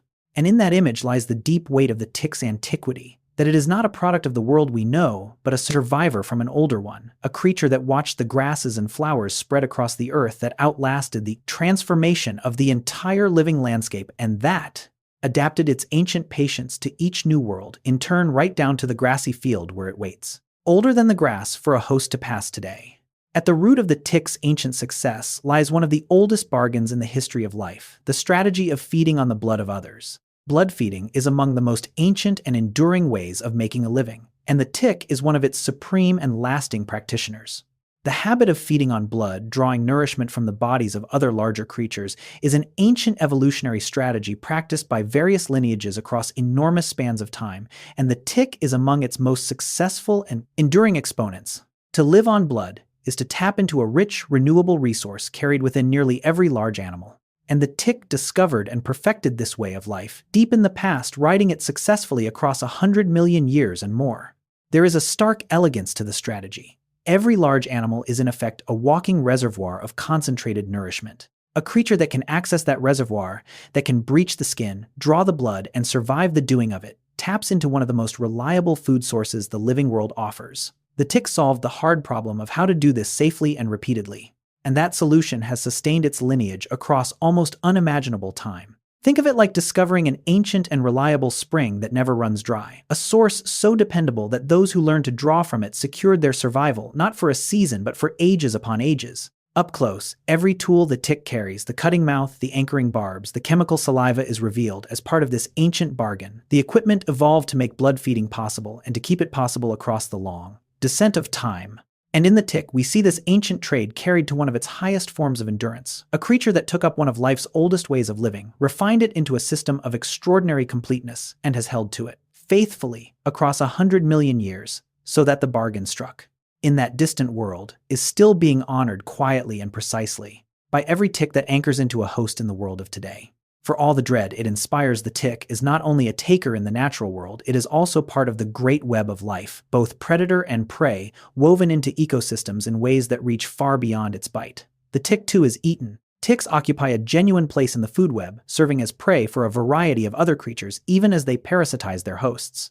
A range of animals, certain birds, reptiles, amphibians, insects, and other small predators feed on ticks, making the tick not only a parasite but also a source of food for others. The creature that draws blood from larger animals is itself consumed by smaller ones, a link in the chain rather than a thing apart from it. This dual role complicates the simple picture of the tick as pure villain. In the wider ecology, the tick is both a drain on its hosts and a resource for its predators, participating in the flow of energy through an ecosystem in more than one direction. It takes and it is taken. It feeds and it feeds others. Like every creature, it is embedded in relationships that run both ways. Think of it like a single thread in a vast woven fabric, pulling on some threads pulled upon by others, its role defined not in isolation, but by the countless connections that bind it into the whole. Up close, this reframes the tick from a solitary menace into a participant in a larger system, one strand among millions, in the intricate web that links every living thing to the others around it. And there is a certain weight in recognizing this, for it reminds us that even a creature we regard with such unease is not separate from nature, but part of it, bound into the same web that holds every other living thing playing its role in the flow of life and death and energy, a role that, for all our discomfort with it, belongs to the natural order as fully and legitimately as that of any other creature that lives and feeds and is in its turn fed upon. Beyond serving as food, ticks shape the natural world in subtler and more powerful ways through their effect on the populations of the animals they parasitize. A heavy burden of ticks can influence the health, the numbers, and even the behavior of host populations, making the tiny tick a force in the dynamics of far larger creatures. Ticks can exert real pressure on the populations of their hosts, with heavy infestations affecting the condition, survival, and reproduction of the animals they feed upon. A large enough tick burden can weaken individual animals, drain their resources, spread disease among them, and in doing so influence the overall dynamics of a host population. The tick, for all its smallness, can be a genuine ecological force, shaping the fortunes of creatures vastly larger than itself. This is a striking inversion of scale. We think of large animals as being shaped by large forces, predators, climate, the availability of food. Yet the tiny tick in sufficient numbers joins that list of forces capable of influencing whether host animals thrive or struggle, whether their populations grow or decline. The small in aggregate moves the large. Think of it like a great structure worn and shaped over time by the action of countless tiny forces, no single one significant, but together across enough time and number capable of altering something immense. Up close, the mechanism is intimate and cumulative, each tick a small drain, but many ticks together a real burden, enough to tip the balance of health and survival for the animals that carry them. And in this lies a deeper weight, the recognition that the tick is not merely a nuisance clinging to the edges of the natural world, but a participant in shaping it, a small creature whose collective effect ripples outward through the populations of its hosts, influencing the balance of life among animals far larger and more powerful than itself, and reminding us that, in nature, significance is not always a matter of size, and that even the smallest creature can leave its mark upon the whole. As the tick's story draws toward its close, it does not end in answers. It ends in questions, deep unsolved mysteries that science is still working to unravel. And the first of them lies at the very heart of how the tick lives, how it digests blood at all. The answer may lie not in the tick alone, but in the microscopic community living inside it. Scientists increasingly believe that the tick relies on its microbiome, the community of microorganisms living within its body, to help it feed on and digest blood, and to survive on a diet that would be nutritionally incomplete on its own. Blood, for all its richness, lacks certain nutrients a creature needs, and the tick appears to depend on internal microbial partners to supply what the blood does not, and perhaps to help process the meal itself. The tick may not feed alone. It may feed as a partnership between itself and the microbes it carries. This is a genuinely open area of science. Researchers are still working to understand exactly how these internal microbes enable the tick's blood-based life, which microbes matter what they provide, and how essential they truly are.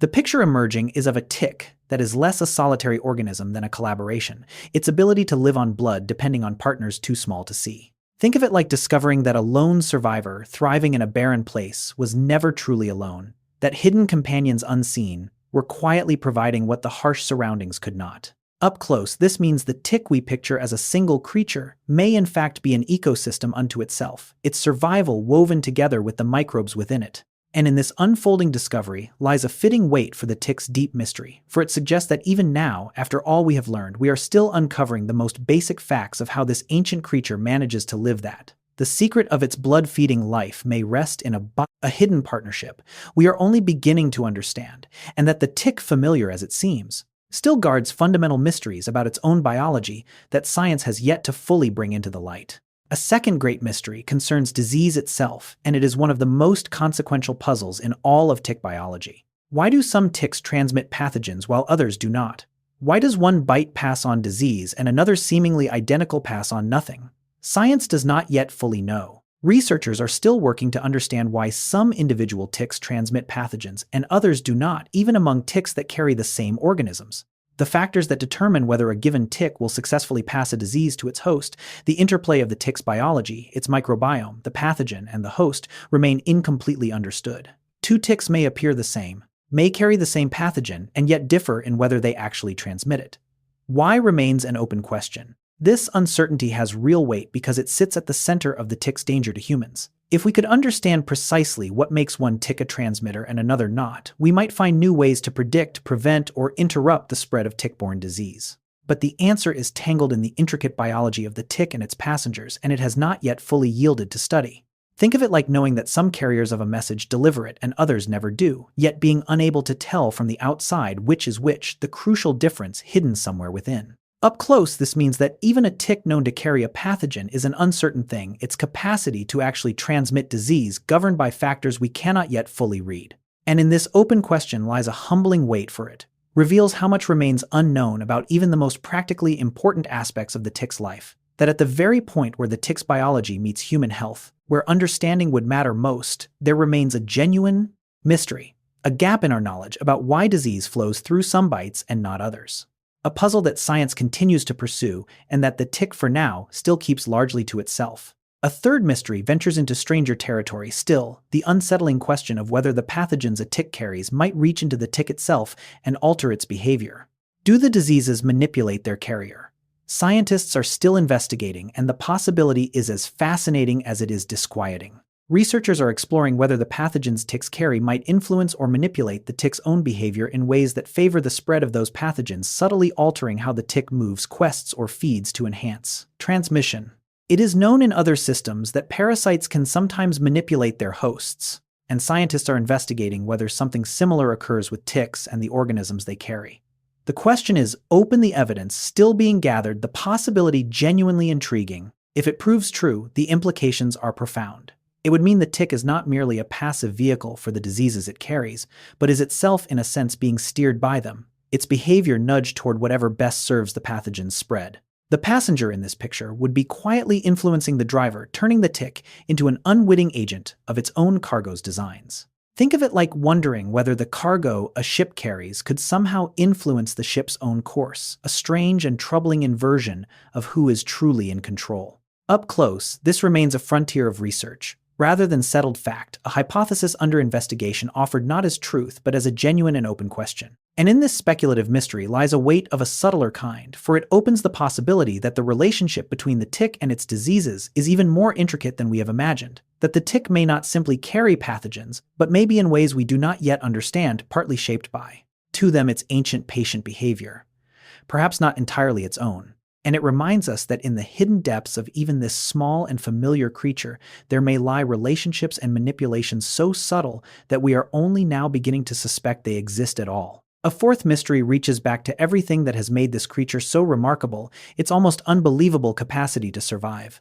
The molecular basis of the tick's extreme endurance remains in large part unknown. How at the deepest chemical level does it do what it does? Science is still searching for the answer. The precise molecular and genetic mechanisms that underlie the tick's extraordinary survival abilities, its resistance to freezing, its endurance of drought, its capacity to fast for months and years, are still not fully understood.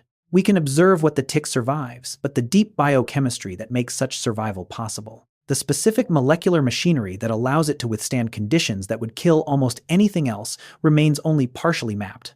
The tick endures. Exactly how, at the finest level, we are still working to learn. This gap in understanding is striking given how central endurance is to the tick's whole existence. Everything the tick is its patience, its longevity, its unkillability, rests on molecular foundations we have not yet fully uncovered.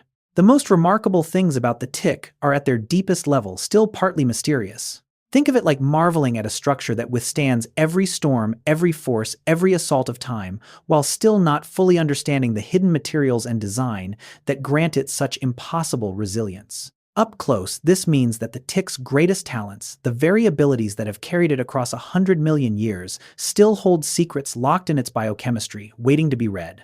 And in this enduring mystery lies perhaps the most fitting weight of all, for it tells us that the tick's supreme quality, its unkillable endurance, is also among its least understood, that the creature, which has mastered survival more completely than almost any other, still guards the molecular, the secret of how it does so. And that, in seeking to understand that secret, we may learn not only about the tick, but about the deepest principles of endurance itself, the fundamental chemistry of how life can be made to persist through cold and drought and hunger and time held quietly within a creature small enough to vanish in the folds of a fingertip. The fifth and final mystery returns us to a problem raised earlier, now standing as one of the great unanswered challenges of tick science, the elusive human vaccine. Why, despite all our efforts, does a reliable, widely used vaccine against tick-borne disease remain out of reach? The question stays open, and its answer matters enormously.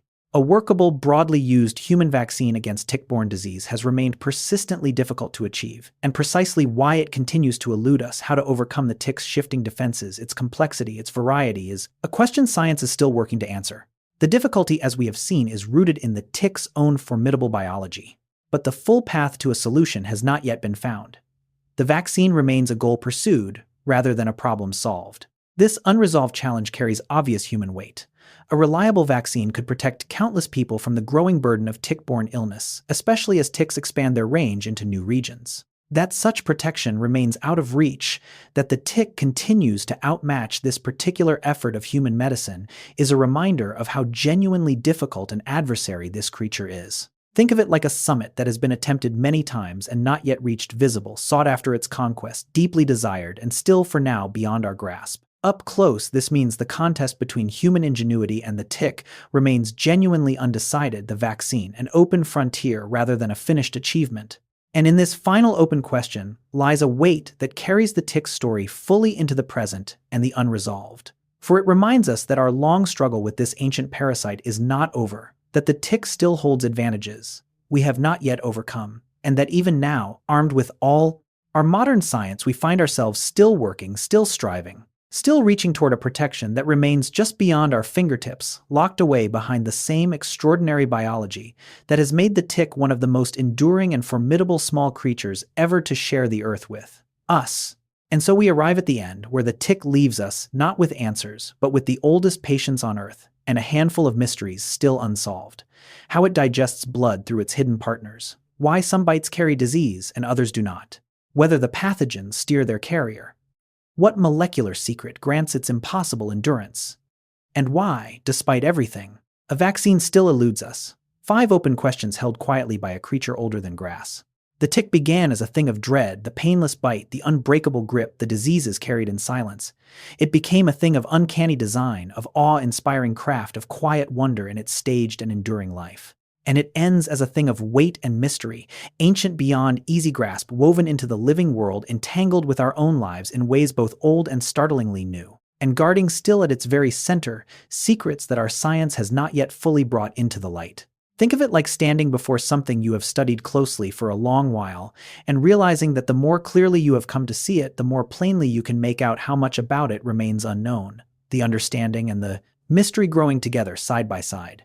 Up close, the tick is no longer merely the small dark speck we brush from our skin without a thought. It is a survivor from the age of dinosaurs, a marvel of patient engineering, an unkillable endurer, a keystone of disease, and an unsolved puzzle, all held within a body small enough to lose in the seam of a sleeve. And perhaps that is the truest and heaviest note on which to leave it, that a creature so tiny, so easily overlooked, so readily dismissed as nothing more than a pest, should carry within it such depths of antiquity, such mastery of survival, such intricacy of design, and such genuine unsolved mystery, that it should have waited patiently and unchanged through 100 million years of the Earth's turning, outlasting the giants, outlasting the ages, adapting quietly to each new world in turn, and waiting still at the edge of some sunlit field, front legs raised to the passing air, An ancient patient and still not fully understood survivor, holding its long and silent vigil exactly as it has done since long before we were ever here to notice it at all.